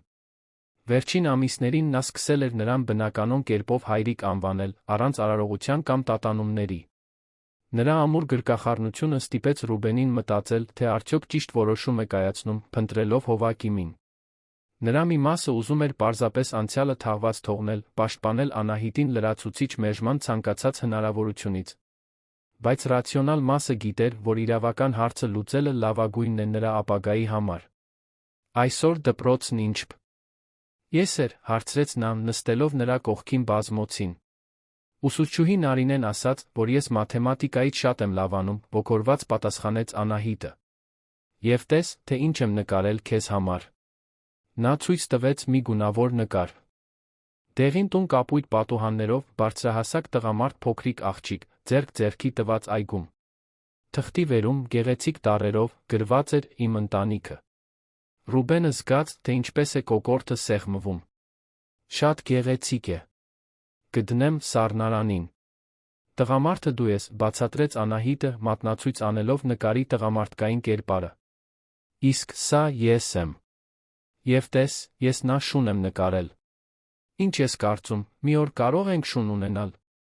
Գուցե, պատասխանեց Ռուբենը, դեռս ուսումնասիրելով նկարը։ Մանկական արվեստի պարզության մեջ մի մաքուր երջանկություն կար, որը նա չէր ուզում վտանգված տեսնել։ Հաջորդ հանգստյան օրերին Ռուբենը որոշեց մեկնել սան։ Անահիտին ասաց, որ աշխատանքային հանդիպում ունի, թողեց նրան տիկին Շուշանի հետ, ով դարձել էր աղջկա համար մի տեսակ որդեգրյալ տատիկ։ Մեքենայով մինչ լիճ ճանապարհորդությունը տեց մոտ 1.5 ժամ։ Ռուբենը լուր վարում էր, մտովի փորձելով, թե ինչպես կմոտենա Հովակիմին, ինչ բառեր կօգտագործի, ինչպես կբացատրի իրավիճակը, առանց մեղադրական հնչելու։ Նա գիտեր, որ պատրաստվում է հանդիպել Անահի տին լքած տղամարդուն, պետք է վերահսկեր իր սեփական զայրույթի զգացմունքները, կենտրոնանալու գլխավոր նպատակի վրա, նրա բարեկեցության։ Սանում սեպտեմբերի վերջին ավելի քիչ մարդաշատ էր, ձմեռային արձակուրդների ամառային սեզոնի միջ։ Լողափներին մի քանի զբոսաշրջիկ կար, բայց քաղաքն ավելի հանգիստ ռիթմ էր պահպանում։ Ռուբենն օգտագործեց փաստաբան Մուրադյանի տրամադրած տեղեկությունները, գտնելու այն շինհրապարակը, որտեղ աշխատում էր Հովակիմը։ Դա բնակելի շենքի շինարարություն էր լճի մոտ գտնվող մի համալիրում, մի նախագիծ, որը հակասում էր տեղի բնակիչների պարզ տներին։ Նա գտավ Հովակիմին ճաշի ժամին, նստած մի ծառի ստվերում այլ աշխատողների հետ, ուտում էր իր բերած ուտելիքը զովացուցիչ ըմպելիք խմում։ Ռուբենը նրան անմիջապես ճանաչեց։ Անահիտի հետ անհերքելի նմանություն կար աչքերում, դեմքի ձում, թե Հովակիմն իր 41 տարեկանից ավելի մեծ էր թվում, արդեն ալեխառն մազերով, ծանր աշխատանքից կոշտացած ձեռքերով։ Դուք եք Հովակիմ Պետրոսյանը, հարցրեց Ռուբենը, մոտենալով խմբին։ Հովակիմը հայացքը բարձրացրեց, ակնհայտորեն զարմացած, որ կոստյումով փողկապով տղամարդը իրեն է դիմում այդ միջավայրում։ Ես եմ։ Ինչո՞վ։ Պետք է ձեզ հետ խոսեմ ձեր դստեր Անահիտի մասին։ Հովակիմի արտահայտությունն ամբողջովին փոխվեց։ Ուտելիքով պատառաքաղը կանգ առավ բերանին հասնելու ճանապարհին, նա նայեց Ռուբենին վախի մեղքի զգացումի խառնուրդով։ Ես դուստր չունեմ, ցածրաձայն ասաց նա, բայց առանց համոզմունքի։ Ունեք։ Անահիտ Պետրոսյան։ 7 տարեկան։ Ձեր դուստրը Մարինե Պետրոսյանից։ Հովակիմը դրեց ուտելիքը դանդաղ վեր կացավ։ Մյուս աշխատողները նկատեցին լարվածությունը, զգուշորեն հեռացան, տեղ տալով խոսակցությանը։ Ինչ ես ուզում, հարցրեց Հովակիմը, նրա ձայնը թեթակի դողում էր։ Խոսել։ Կարող եք ինձ մի քանի րոպե տրամադրել։ Հովակիմը տատանվեց, Հետո գլխով արեց, որ Ռուբենը հետի իրեն ավելի առանձին վայր, հեռու հետաքրքրասերներից։ Նրանք քայլեցին մինչ մի փոքրիկ ձկնորսական կառան, որտեղ նստեցին մաշված փայտե նստարաններին։ Նա ինչպե՞ս է, հարցրեց Հովակիմը, ուղիղ չնայելով Ռուբենին։ Նա լավ է։ 3 ամիս է, ինձ հետ է ապրում։ Ինձ հետ։ Դուք ո՞վ եք։ Ռուբենը բացատրեց ամբողջ պատմությունը։ Հանդիպումը ռեստորանում, թե ինչպես էր Անահիտը հասել իրեն, այն կյանքը, որ նրանք միասին կառուցել էին, նրան պաշտոնապես որդեգրելու իր ցանկությունը։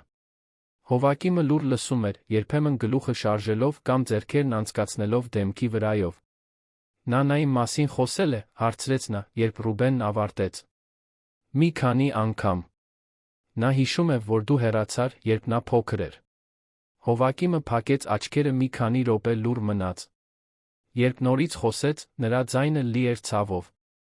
Ես չգիտեի, թե ինչպես նրան խնամել։ Երբ Մարինեն մահացավ, ես նույնիսկ ինձ չէի կարողանում խնամել։ Շատ էի խմում, ամեն գիշեր լաց էի լինում, չէի կարողանում ճիշտ աշխատել։ Անահիտը նայում էր ինձ այդ մեծ աչքերով, սպասելով, որ ես իմանամ, թե ինչ անել, բայց ես ոչինչ չգիտեի։ Եվ դրա համար հեռացար։ Դրա համար փախա, ուղղեց Հովակիմը։ Փախա ինչպես վախկոտը։ Մտածեցի, որ նա ավելի լավ կլինի առանց ինձ, քան մի անպետք հոր հետ։ Բայց ես ամեն օր նրա մասին եմ մտածում։ Ամեն Աստծո օր։ Ռուբենը զգաց, որ իր սկզբնական զայրույթը վերածվում է ավելի բարդ բանի։ Դա ճիշտ կարեկցանք չէր, բայց մի հասկացողություն, որ իրավիճակն ավելի նուրբ է, քան նա պատկերացրել էր։ Ինչու հետո չփորձեցիր գտնել նրան։ Որովհետև վախենում էի, դաժան ազնվությամբ պատասխանեց Հովակիմը։ Վախենում էի հայտնաբերել, որ նա իմ մեղքով կարիքի մեջ է։ Վախենում էի, որ նա ինձ կատի։ Եվ որքան շատ ժամանակ էր անցնում, այնքան ավելի դժվար էր դառնում։ Ինչպես էի բացատրելու 2 տարվա լքվածությունը։ Նա քեզ չի ատում, ասաց Ռուբենը։ Նա քո մասին առանց զայրույթի է խոսում։ Տխրությամբ, բայց առանց զայրույթի։ Հովակ։ Իմը սկսեց լուռ լաց լինել, արցունքները հոսում էին արից այրված դեմքով։ Նա այնքան փոքրիկ էր։ Եվ այնքան խելացի։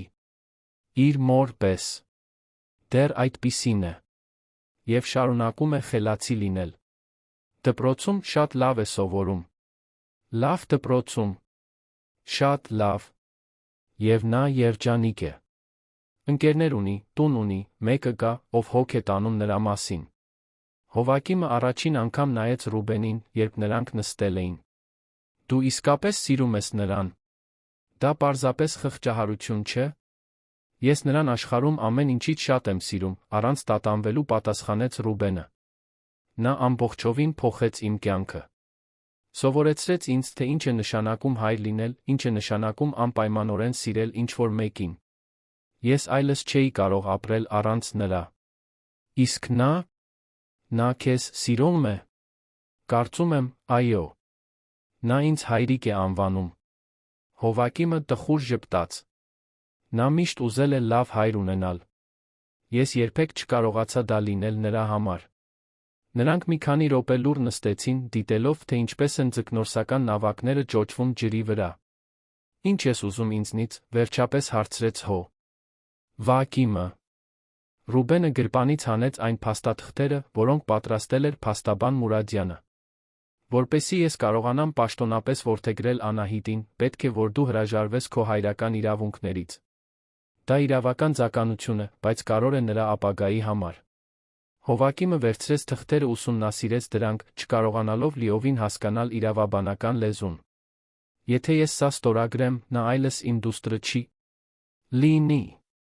Օրենքով, այո։ Բայց Հովակիմ, Ռուբենը զգուշորեն ընտրեց բառերը, դու ինքդ ասացիր, որ չէիր կարող նրա համար հայր լինել։ Հիմա կա մեկը, ով կարող է։ Մեկը, ով ուզում է։ Եվ ով կսիրի ու կխնամի նրան մինչ կյանքի վերջ։ Իսկ եթե ես ուզենամ նրան տեսնել։ Մի օր։ Հարցը Ռուբենին անակնկալի բերեց։ Նա այդ հնարավորությունը չէր դիտարկել։ Չգիտեմ։ Նախ պետք է նրա հետ խոսեմ, տեսնեմ, թե նա ինչպես է զգում այդ հարցի շուրջ։ Բայց հիմա ամենակարևորը նրան այն կայունությունը տալն է, որի կարիքը նա ունի։ Հովակիմը ծալեց փաստաթղթերը, դրեց դրանք աշխատանքային վերնաշապիկի գրպանը։ Կարող եմ մի քիչ մտածել։ Իհարկե։ Բայց Հովակիմ, Ռուբենը վեր կացավ գնալու, մտածիր նա այն մասին, թե ինչն է լավագույնը նրա համար, ոչ թե ինչն է ամենահեշտը քեզ համար։ Երան վերադարձի ճանապարհը երկար էր, խորհրդածական։ Ռուբենն իրեն հուզականորեն սպառված էր զգում խոսակցությունից։ Հովակիմը այն հրեշը չէր, որ նա պատկերացրել էր, այլ կոտրված մարդ, ով վատ որոշումներ էր կայացրել խորը ցավի պահին։ Դա իրավիճակն ավելի բարդ էր դարձնում, բայց ոչ պակաս անհրաժեշտ լուծման համար։ 3 օր անց Հովակիմը հայտնվեց փաստաբան Մուրադյանի գրասենյակում, Երանում։ Նա հագել էր իր ունեցած լավագույն հագուստը, բայց մինույն է, առանձնանում էր փաստաբանական գրասենյակի նրբաճաշակ միջավայրից։ Եկել եմ թղթերը ստորագրելու, պարզապես ասաց նա։ Փաստաբան Մուրադյանը նրան պրոֆեսիոնալ ընդունեց, բացատրելով յուրաքանչյուր փաստաթուղթ դրա իրավական հետանքները։ Երբ նրանք հասան գործընթացի ավարտին, Հովակիմը հարցրեց, թե կարող է արդյոք նամակ գրել Անահիտին։ Պարտադիր չէ հիմա հանձնել, պարզաբանեց նա։ Բայց երբ նա ավելի մեծ լինի, երբ ավելի լավ հասկանա բաները։ Ուզում եմ, որ նա իմանա, որ ես նրան չեմ լքել, որովհետև չէի սիրում։ Լքեցի, որովհետև սիրում էի, բայց չգիտեի, թե ինչպես ցույց տալ։ Փաստաբան Մուրադյանը համաձայնեց նամակը պահել գործի փաստաթղթերի հետ միասին։ Այդ գիշեր Ռուբենը տուն հասավ թեթացման մելամաղձության խառնուրդով։ Իրավական հարցը լուծված էր, բայց այժմ նա պետք է որոշեր, թե ինչ պատմել Անահիտին։ Նա գտավ նրան խոհանոցում, օգնում էր տիկին Շուշանին ընթրիք պատրաստել։ Նա դարձել էր փոքրիկ խոհարարի օգնական, միշտ հետաքրքրված բաղադրիչներով, բաղադրատոմսերով։ Հայրիկ, տիկին Շուշանն ինձ սովորեցնում է խտացրած կաթով գնդիկներ պատրաստել, ուրախ հայտարարեց նա։ Կարող եմ ընթրիքից հետո քեզ համար մի քանիսը պատրաստել։ Իհարկե, պատասխանեց Ռուբենը, հետելով, թե ինչպես է նա լիակատար կենտրոնացմամբ խառնում թավան։ Ավելի ուշ, երբ նրանք մենակ էին սենյակում, Ռուբենը որոշեց զգուշորեն մոտենալ հարցին։ Անահիտ, հիշում ես քո հորը։ Առաջվա։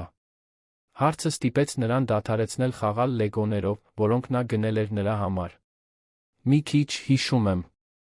Ինչո՞վ։ Պարզապես ուզում էի իմանալ, թե արդյոք երբեմն մտածում ես նրա մասին։ Անահիտը լրջորեն քննեց հարցը։ Երբեմն։ Բայց ես նրա մասին մտածելիս չեմ տխրում։ Մայրիկիս մասին մտածելիս եմ տխրում, բայց նա չգիտեմ։ Կարծես մի մարդ լինի, ում ես շատ վաղուց եմ ճանաչել։ Իսկ եթե մի օր իմանայիր, թե որտեղ է նա, կցանկանայիր տեսնել նրան։ Չգիտեմ, ազնվորեն պատասխանեց նա։ Կարծում եմ, ոչ։ Նա ինձ թողեց, երբ ես իր կարիքն ունեի, չէ՞։ Հիմա ես քեզ ունեմ։ Դու ինձ երբեք չես թողնի։ Պատասխանի պարզությունը խորապես հուզեց Ռուբենին։ Անահիտի համար հարցը պարզ էր։ Հովակիմը ցավալի անցյալի մի մասն էր, որը նա հաղթահարել էր։ Ռուբենը նրա ներկան էր, նրա ապագան։ Երբեք քեզ չեմ թողնի, հաստատեց նա, նրան գրկելով։ 2 շաբաթ անց փաստաբան Մուրադյանը զանգահարեց այն նորությամբ, որին Ռուբենը սպասում էր։ Որդեգրման գործընթացը պատրաստ էր վերջնական փուլին։ Հովակիմի հրաժարումը ընդունվել էր դատարանի կողմից, այժմ նրանք պետք է պարզապես սպասեին վերջնական դատական նիստի օրվան։ Հավանաբար հաջորդ ամիս կլինի, տեղեկացրեց պարոն Մուրադյանը։ Եվ Ռուբեն։ Դատավորը ցանկանում է խոսել Անահիտի հետ, նախքան վերջնական որոշում կայացնելը։ Դա ստանդարտ ընթացակարգ է որդեգրման դեպքերում։ Նորությունը Ռուբենին նյարդայնացրեց։ Այն գաղափարը, որ դատավորը Անահիտին հարցաքննելու է որդեգրվելու իր որոշման մասին, անհանգստացնում էր նրան։ Դատավորը նրան ինչ է հարցնելու։ Ոչ մի շատ բարդ բան։ Հիմնականում, թե արդյոք նա երջանիկ է, թե ուզում է ձեզ հետ մնալ, այդպիսի բաներ։ Բայց Ռուբեն, դու պետք է Անահիտին պատրաստես այդ պահին։ Նա պետք է հասկանա, թե ինչ է կատարվում։ Այդ գիշեր Ռուբենը որոշեց ամեն ինչ բացատրել Անահիտին։ Նրանք նստեցին նրա սենյակում, այն բազկաթոռին, որտեղ նա սովորաբար նրա համար պատմություններ էր կարդում քնելուց առաջ։ Անահիտ, հիշո՞ւմ ես, երբ ես քեզ ասացի, որ մենք պետք է մի քանի թղթեր լուծենք, որպեսզի դու տոնապես այստեղ մնաս։ Հիշում եմ։ Ուրեմն, ժամանակը եկել է։ Մի դատավոր կա, ով ուզում է քեզ հետ խոսել այդ մասին։ Եվ հետո, եթե ամեն ինչ լավ լինի, դու պաշտոնապես իմ դուստրը կլինես։ Ընդմիշտ։ Անահիտի աչքերը փայլեցին։ Իսկապես։ Ես քո իսկական դուստրը կլինեմ։ Դու արդեն իմ իսկական դուստրն ես, ուղղեց Ռուբենը։ Բայց սա նա թղթի վրա կլինի։ Քո անունը կդառնա իմի նման։ Անահիտ Պետրոսյան Մանուկյան։ Անահիտ Պետրոսյան Մանուկյան, կրկնեց նա, փորձելով, թե ինչպես է հնչում։ Ինձ դուր է գալիս։ Իսկ դատավորն ինձ հարց է տալու։ Այո։ Բայց դրանք հեշտ հարցեր են։ Նա պարզապես ուզում է համոզվել, որ դու երջանիկ ես, ուզում ես ինձ հետ մնալ։ Իհարկե ուզում եմ քեզ հետ մնալ, բացականչեց Անահիտը։ Դու աշխարհի լավագույն հայրն ես։ Դատական նիստին նախորդող շաբաթվա ընթացքում Ռուբենը չէր կարողանում լավ կենտրոնանալ աշխատանքի վրա։ Նրա միտքը անընդհատ ուղղված էր այն բանին, թե ինչ կպատահի դատարանում։ Իսկ եթե ինչ-որ բան սխալ գնա։ Իսկ եթե դատավորը որոշի, որ ինքը հարմար չէ։ Իսկ եթե Անահիտը նյարդայնանա մի բան ասի, որը բացասաբար կմեկնաբանվի։ Տիկին Շուշանը, նկատելով նրա անհանգստությունը, խոսեց նրա հետ խոհանոցում, մինչ նախաճաշ էր պատրաստում։ Պարոն Ռուբեն, դուք ավելի նյարդային եք, քան Փեսան հարսանիքից առաջ։ Հանգստացեք, մարդ։ Ցանկացած աչքեր ունեցող մարդ տեսնում է, որ դուք երկուստ իրար իսկապես սիրում եք։ Իսկ եթե ինչ-որ բան սխալ գնա։ Չի գնա։ Այդ աղջիկը ծաղկում է արի տակ արածաղկի պես, երբ ձեր կողքին է։ Իսկ դուք, ով այստեղ ուրվականի պես էիք ապրում, հիմա տանը ցածրաձայն երգում եք։ Դա արդեն վաղուց ընտանիք է։ Հիմա պարզապես պետք է թուղթը պաշտոնականացնի։ Դատական նիստի առավոտը եկավ հոկտեմբերի մի արոտ օր։ Ռուբենը հագավ իր լավագույն կոստյումը, իսկ Անահիտը կապույտ զգեստ, որը հատուկ այդ առիթով էին գնել։ Դատարան գնալու ճանապարհին նա ամուր բռնել էր նրա ձեռքը։ Հայրիկ, կարծում ես, դատավորը ինձ կհավանի։ Քեզ կսիրի։ Անհնար է չսիրել։ Քաղաքային դատարանը վեհաշուկ շենք էր, լի միջանցքներով, փաստաթղթերով, այս ու այն կողմ գնացող մարդկանցով։ Փաստաբան Մուրադյանը նրանց դիմավորեց մուտքի մոտ ուղեկցե։ Դատական նիստերի դահլիճ։ Դատավոր Ելենա Մարգարյանը միջին տարիքի կին էր, ալեխառն մազերով, բարի ժպիտով։ Նրա սենյակն ավելի քիչ ահարկու էր, քան Ռուբենը պատկերացրել էր, մի քանի բույսերով գրքերով, որոնք այն ավելի հյուրընկալ էին դարձնում։ Ուրեմն դու Անահիտն ես, ասաց նա, ցույց տալով իր սեղանի մոտ գտնվող աթոռը։ Կարող ես նստել այստեղ, իմ կողքին։ Անահիտը հնազանդվեց, մի փոքր ամաչկոտ, բայց առանց վախի։ Ռուբենը նստեց մի փոքր ավելի հեռու, փաստաբան Մուրադյանի հետ միասին։ Անահիտ, գիտես, թե ինչու ես այսօր այստեղ, մեղմ ձայնով հարցրեց դատավոր Մարգարյանը։ Այո։ Որպեսզի պարոն Ռուբենը նա թղթի վրա իմ իսկական հայրը լինի։ Իսկ դու ուզում ես, որ նա քո հայրը լինի։ Ուզում եմ։ Նա արդեն վաղուց իմ հայրն է։ Հիմա մենք նույն ազգանունը կունենանք։ Դատավորը ժպտաց։ Պատմիր ինձ քո կյանքի մասին Ռուբենի հետ։ 20 րոպեի ընթացքում Անահիտը պատմեց իր առօրյայի մասին։ Դպրոցը, հանգստյան օրերը զբոսայգում, պատմությունները, որոնք Ռուբենը կարդում էր նրա համար քնելուց առաջ, թե ինչպես էր տիկին Շուշանը դարձել հատուկ տատիկ, շուն որդեգրելու իրենց պլանները։ Իսկ դու երջանիկ ես, վերջում հարցրեց դատավոր Մարգարյանը։ Շատ երջանիկ։ Առաջ ես իսկական տուն չունեի, ոչ ոք չկար, որ ինձ խնամեր։ Հիմա ես այդ ամենն ունեմ։ Եվ ունեմ մի հայր, ով ինձ սիրում է։ Ինչպես գիտես, որ նա քեզ սիրում է։ Անահիտը մի պահ մտածեց։ Որովհետև երբ ես հիվանդանում եմ, նա անհանգստանում է։ Երբ ես վատ կատակ եմ անում, նա մինույն է ծիծաղում է։ Եվ երբ ես մղձավանջ եմ տեսնում, նա գալիս է իմ սենյակ մնում ինձ հետ, մինչ նորից քնեմ։ Դա սիրող հոր արարք է, չէ՞։ Պատասխանի պարզությունն ու անկեղծությունը հուզեցին բոլորին սենյակում։ Դատավոր Մարգարյանը մի քանի հարց տվեց Ռուբենին նրա մոտիվացիաների ապագա պլանների մասին, բայց պարզ էր, որ նրա որոշումն արդեն կայացված էր։ Դե ինչ, վերջապես ասաց նա, հազվադեպ եմ տեսել մի դեպք, որտեղ այնքան ակնհայտ է, որ հայրն ու դուստրը գտել են իրար հենց այն ժամանակ, երբ միմյանց կարիքն ունեին։ Ռուբեն, դուք պաշտոնապես լիազորված եք որդեգրել Անահիտ Պետրոսյանին, ով այսուհետ կկոչվի Անահիտ Պետրոսյան Մանուկյան։ Նա մուրճով հարվածեց, հետո վեր կացավ, սեղմելու երկուսի ձեռքերը։ Շնորհավորում եմ նոր ընտանիքին։ Դատարանից դուրս Անահիտը վազեց դեպի Ռուբենը, նետվեց նրա գիրկը։ Հիմա ես քո իսկական դուստրն եմ։ Դու միշտ իմ իսկական դուստրն էիր, պատասխանեց նա, նրա հետ պտտվելով օդում։ Հիմա բոլորը դա նույնպես գիտեն։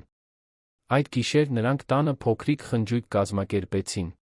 Փաստաբան Մուրադյանը, տիկին Շուշանը, Ռուբենի մի քանի մտերիմ ընկերներ հավաքվել էին տոնելու։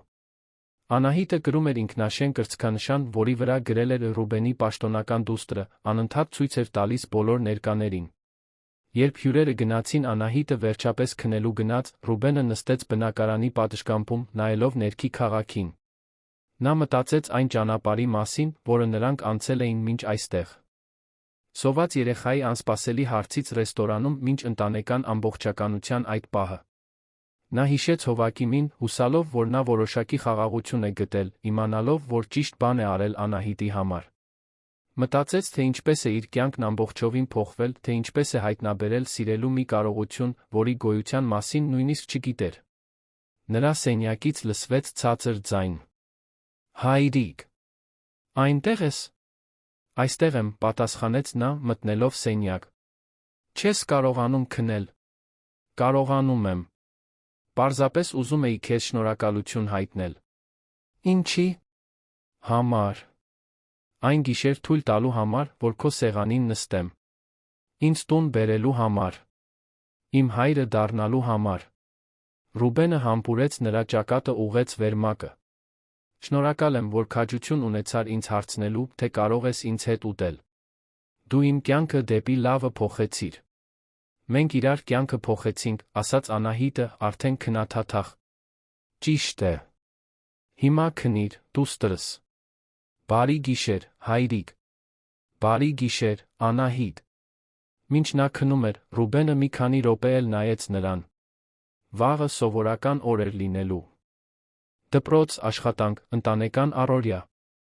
Բայց դա կլիներ առաջին օրը, երբ նա պաշտոնապես իր դուստրը կլիներ։ Եվ նա գիտեր, որ այդ օրվանից սկսած յուրաքանչյուր օր հնարավորություն կլիներ հարգելու այն վստահությունը, որ մի խիզախ երեխա դրել էր իր վրա այն հեռավոր գիշերը ռեստորանում, երբ երկու միայնություններ հանդիպեցին, հայտնաբերեցին, որ միասին կարող են իսկական ընտանիք կազմել։ 1 տարի էր անցել քաղաքային դատարանում տեղի ունեցած այդ հիշարժան դատական նիստից։ Անահիտ Պետրոսյան Մանուկյանը, այժմ 8 տարեկան, աճել էր ոչ միայն հասակով, այլ վստահությամբ, ուրախությամբ, մի հուզական անվտանգությամբ, որը ճառագում էր նրա յուրաքանչյուր շարժումից։ Նրա աչքերը, որոնք մի ժամանակ կրում էին անորոշության վախի ծանրությունը, այժմ փայլում էին մի երեխայի լույսով, ով հստակ գիտեր, թե որտեղ է իր տեղը։ Այդ շաբաթ առավոտյան նա արթնացավ զարթուցիչից առաջ, ինչպես միշտ անում էր, երբ ինչ-որ հատուկ բան էր պլանավորել։ Այսօր սովորական օր չէր։ Դա պաշտոնական որդեգրման մեկամյակն էր, մի ամսաթիվ, որը նրանք որոշել էին տոնել որպես մեր ընտանիքի օր։ Ավելի կարևոր, դա նա այն օրն էր, երբ նրանք վերջապես գնալու էին կենդանիների կացարան, ընտրելու այն շանը, որը ամիսներ առաջ խոստացել էին միմյանց։ Ռուբենն արթնացավ խոհանոցում պատրաստվող սուրճի բույրից Անահիտի, տիկին Շուշանի հետ ցածրաձայն խոսելու ձայնից։ Այդ տարվա ընթացքում ինչ-որ պահի նա դադարել էր միայնակ արթնանալ։ Նույնիսկ երբ Անահիտը ֆիզիկապես չէր մտնում իր սենյակ առավոտյան, նրա ներկայությունը շոշափելի էր ամբողջ տանը։ Նրա նկարները սառնարանին, գրքերը սփռված սենյակում, նրա ծիծաղի ձայնը, որը արձագանքում էր նախկինում լուռ միջանցքներում։ Բարի լույս հայրիկ, Անահիտը գրեթե ցատկեց նրա վրա, երբ նա հայտնվեց սենյակում, արդեն հագնված սանրված մազերով։ Տիկին Շուշանը հատուկ նրբաբլիթներ է պատրաստել մեր օրվա համար։ Բարի լույս, արքայադուստր, պատասխանեց Ռուբենը, ընդունելով ամուր գրկախառնությունը, որը դարձել էր ցանկացած օր սկսելու իր սիրելի ձը։ Այսօր վաղ ես արթնացել։ Որովհետև Շնիկի մասին երազ տեսա։ Ոսկեգույն ռետրիվեր էր, ճիշտ այն ֆիլմի պես, որ մենք դիտել էինք։ Եվ նա անուն ուներ Բենտո։ Ռուբենը ծիծաղեց։ Վերջին ամիսներին Անահիտը երազել էր բոլոր ցեղատեսակների, գույների, չափերի շների մասին։ Յուրաքանչյուր երազ ուղեկցվում էր խնամքով ընտրված անուններով, մանրամասն բնութագրերով, որոնք նա գրում էր հատուկ տետրում։ Նախաճաշի ընթացքում, մինչ նրանք ուտում էին տիկին Շուշանի մեղրով մրգերով ծածկված նրբաբլիթները, Ռուբենը հետում էր, թե ինչպես է իր դուստրը ոգորությամբ պլանավորում օրը։ Նա հարցերի ցուցակ էր պատրաստել կացարանում տալու համար, ուսումնասիրել էր կենդանիների խնամքի մասին, նույնիսկ նկարել էր, թե ինչպիսին կլինի ապագա կենդանու անկյունը բնակարանում։ Հայրիկ, կարծում ես, շունը ինձ կհավանի առաջին անգամ տեսնելուց։ Վստահ եմ, որ այո, պատասխանեց Ռուբենը։ Դու հատուկ տաղանդ ունես ցանկացածին քեզ սիրահարեցնելու։ Պատասխանը ստիպեց Անահիտին ժպտալ, բայց հետո նրա դեմքը մտածկոտ դարձավ։ Գիտես, թե այսօր առավոտյան ինչի մասին էի մտածում։ Ինչի։ Հիշում ես այն գիշերը ռեստորանում, երբ ես հարցրի, թե կարող եմ քեզ հետ ուտել։ Ռուբենը գլխով արեց։ Այդ գիշերը դարձել էր մի տեսակ ուղենիշ նրանց խոսակցություններում, մի հղման կետ, որին երկուսն էլ երբեմն վերադառնում էին, կարծես կարող էր հիշել, թե ինչպես է ամեն ինչ սկսվել։ Հիշում եմ։ Ինչու ես դրա մասին մտածում։ Որովհետև երեք դպրոցում ուսուցչուհին խնդրեց, որ ամբողջ դասարանը խոսի մի պահի մասին, որը փոխել է մեր կյանքը։ Եվ ես խոսեցի այդ գիշերվա մասին։ Անահիտը դադար տվեց, մի կտոր նրբաբլիթ ուտելով։ Հետո Մարիաննան ինձ հարցրեց, թե արդյոք ես վախ նում էի, երբ մտա ռեստորան։ Եվ ես ասացի, որ այո։ Բայց հետո մտածեցի. եթե ես այդ օրը քաջություն չունենայի, մենք երբեք իրար չէինք ճանաչի։ Դիտարկումը խորապես հուզեց Ռուբենին։ Իսկ դու զղջո՞մ ես, որ քաջություն ունեցար։ Երբեք, բացականչեց Անահիտը։ Դա լավագույն բանն էր, որ երբեք արել եմ իմ կյանքում։ Բայց երբեմն մտածում եմ, իսկ եթե դու ոչ ասեիր։ Իսկ եթե դու ինձ դուրս հանեիր։ Ռուբենը դադարեց ուտել, ուղիղ նայեց նրան։ Գիտես մի բան։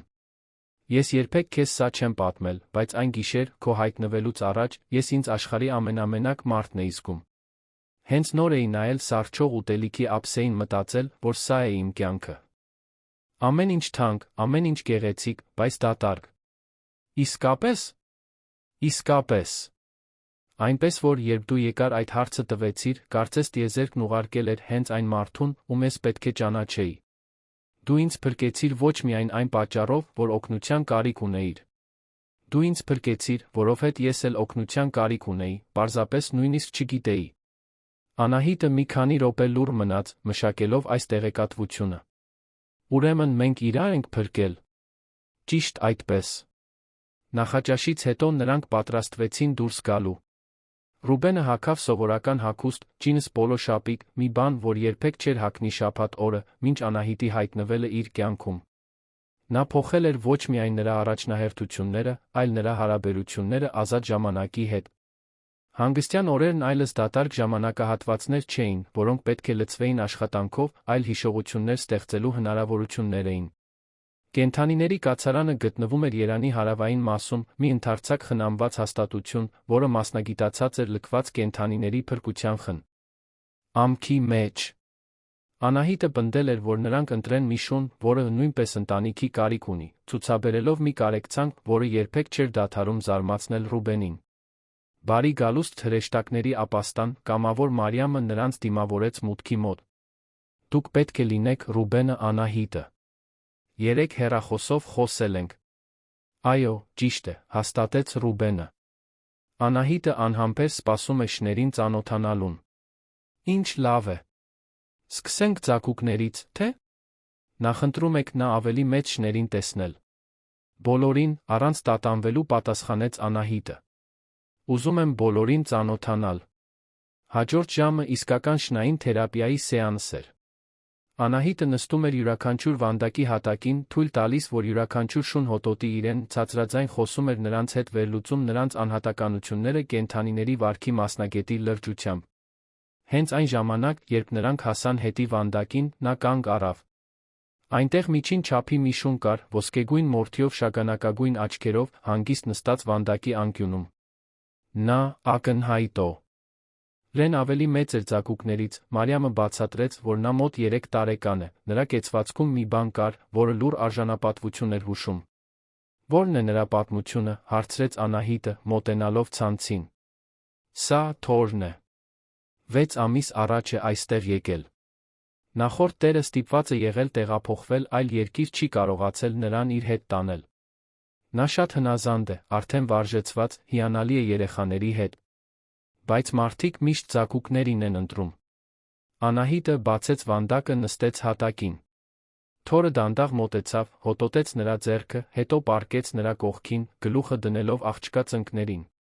Դա ակնթարթային կապի մի պահ էր, որը ստիպեց Ռուբենին ժպտալ։ Կարծում եմ, մենք գտանք մեր շանը, ասաց նա։ Նա կատարյալ է, համաձայնեց Անահիտը, շոյելով Թորի գլուխը։ Նա էլ նոր ընտանիք է փնտրում, ճիշտ ինչպես ես էի։ Որդեգրման փաստաթղթերը, այս անգամ Թորի, արագ լրացվեցին։ Մարիամը տեսանելիորեն հուզվեց, տեսնելով աղջկա շան միջ կապը։ Դուք փրկեցիք նրա կյանքը, ասաց նա Ռուբենին, մինչ Անահիտը դրսում խաղում էր Թորի հետ։ Ավել։ Ի մեջ շները հազվադեպ են որդեգրվում։ Նա ընդմիշտ այստեղ կմնար։ Իրականում, Ռուբենը հետում էր, թե ինչպես է իր դուստրը հնարքներ սովորեցնում ընտանիքի նոր անդամին, կարծում եմ նա է, ով փրկեց մերը։ Անահիտը շատ էր ուզում եղբայր ունենալ։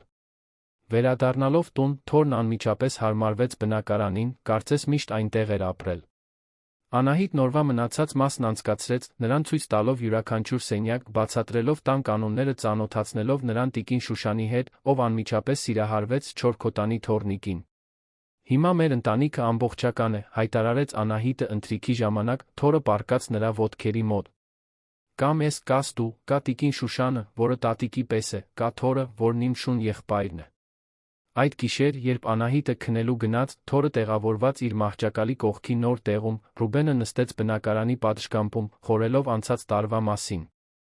Նրա կյանքի փոփոխությունները տեսանելի էին տան յուրաքանչյուր անկյունում։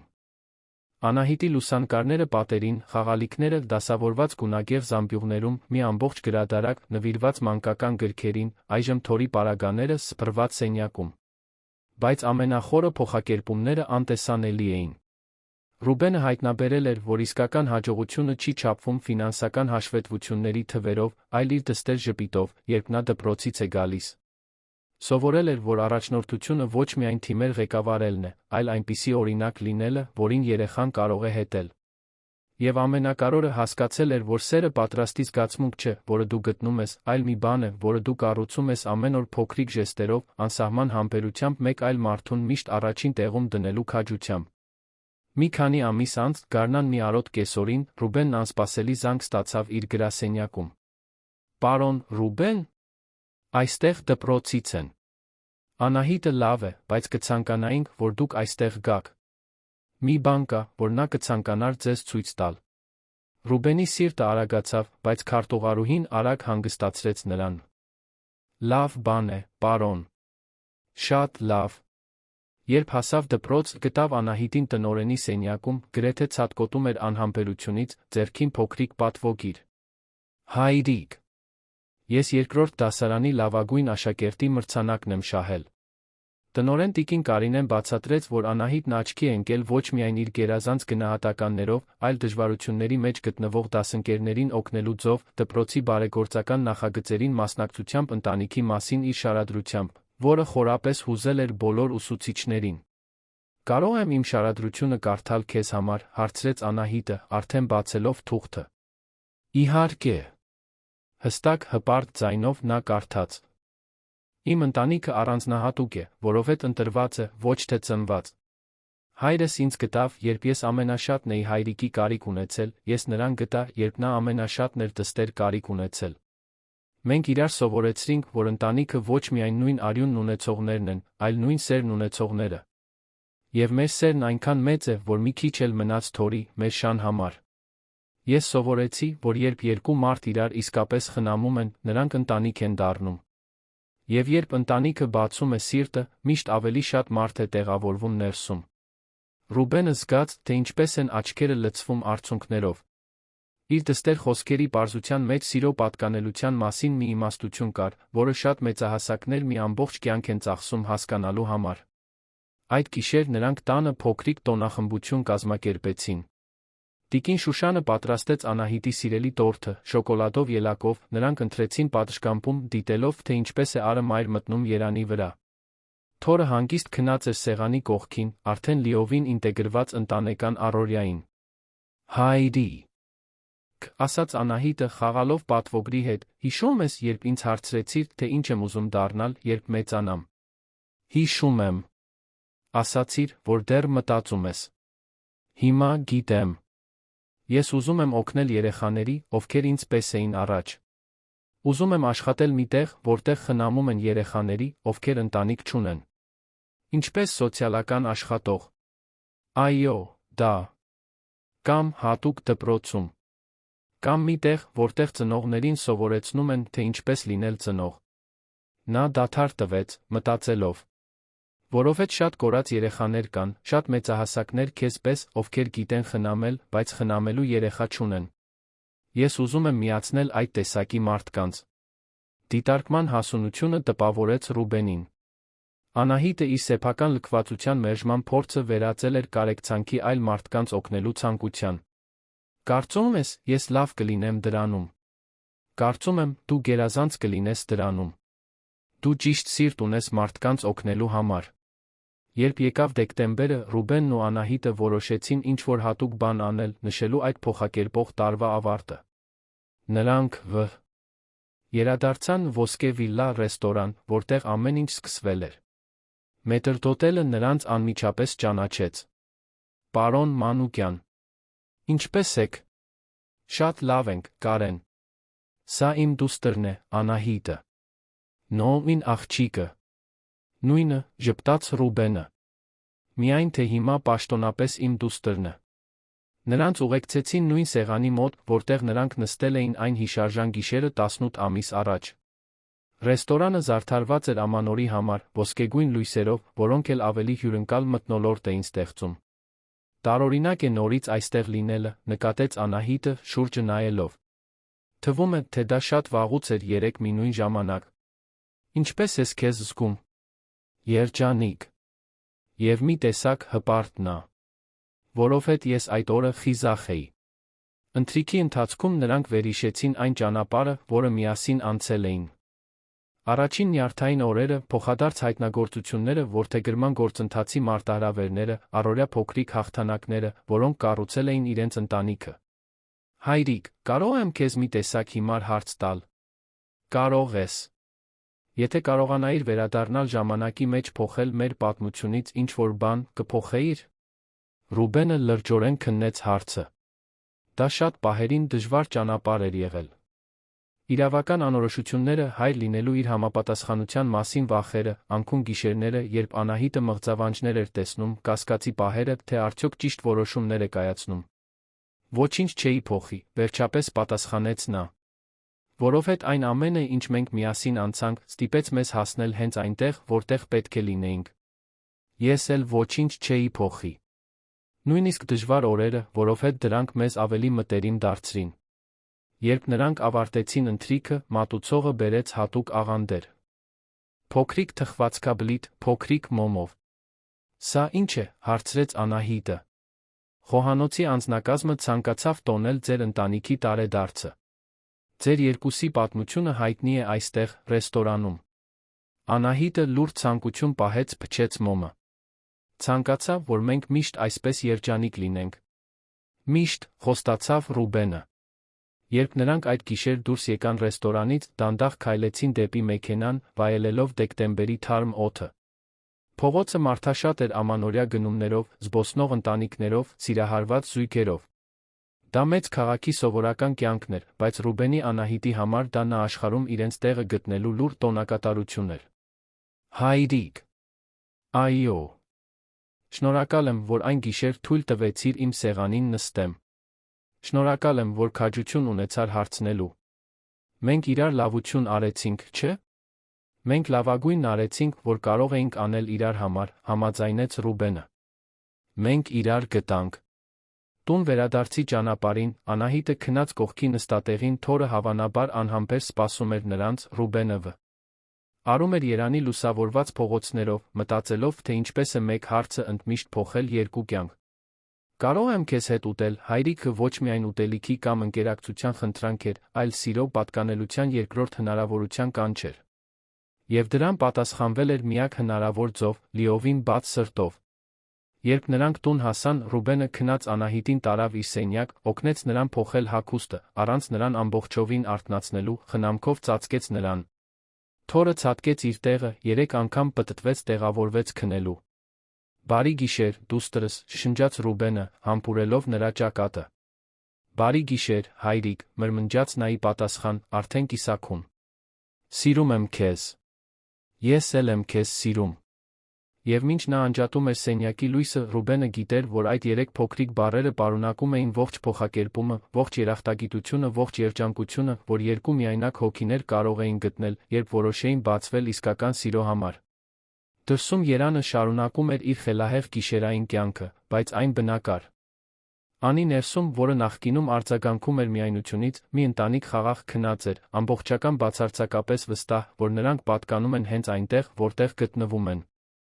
Սիրելի ունկնդիրներ, հուսով ենք, որ Ռուբենի Անահիտի ճամփորդությունը խորապես հուզեց ձեր սրտերը։ Եթե սիրո, քաջության երկրորդ հնարավորությունների այս պատմությունը ձեզ մոտ հույզեր արթնացրեց, սեղմեք հավանելու կոճակը, բաժանորդագրվեք մեր ալիքին մեկնաբանություններում պատմեք մեզ, թե որ պահն է ձեզ ամենաշատը հուզել։ Ամեն օր մենք ներկայացնում ենք այսպիսի ինտենսիվ ճշմարիտ պատմություններ, որոնք բացահայտում են մարդկային հոգու ամենախորը գեղեցիկ կողմը, ցույց տալով, որ սերը կարող է փոխակերպել կյանքեր, որ ընտանիքը շատ ավելին է, քան արյան կապերը։ Դա ընտրություն է, խնամք է, պատկանելություն է։ Սպասում ենք ձեզ հաջորդ դրվագում նոր պատմությամբ, որը խոստանում է հուզել ձեր հոգին։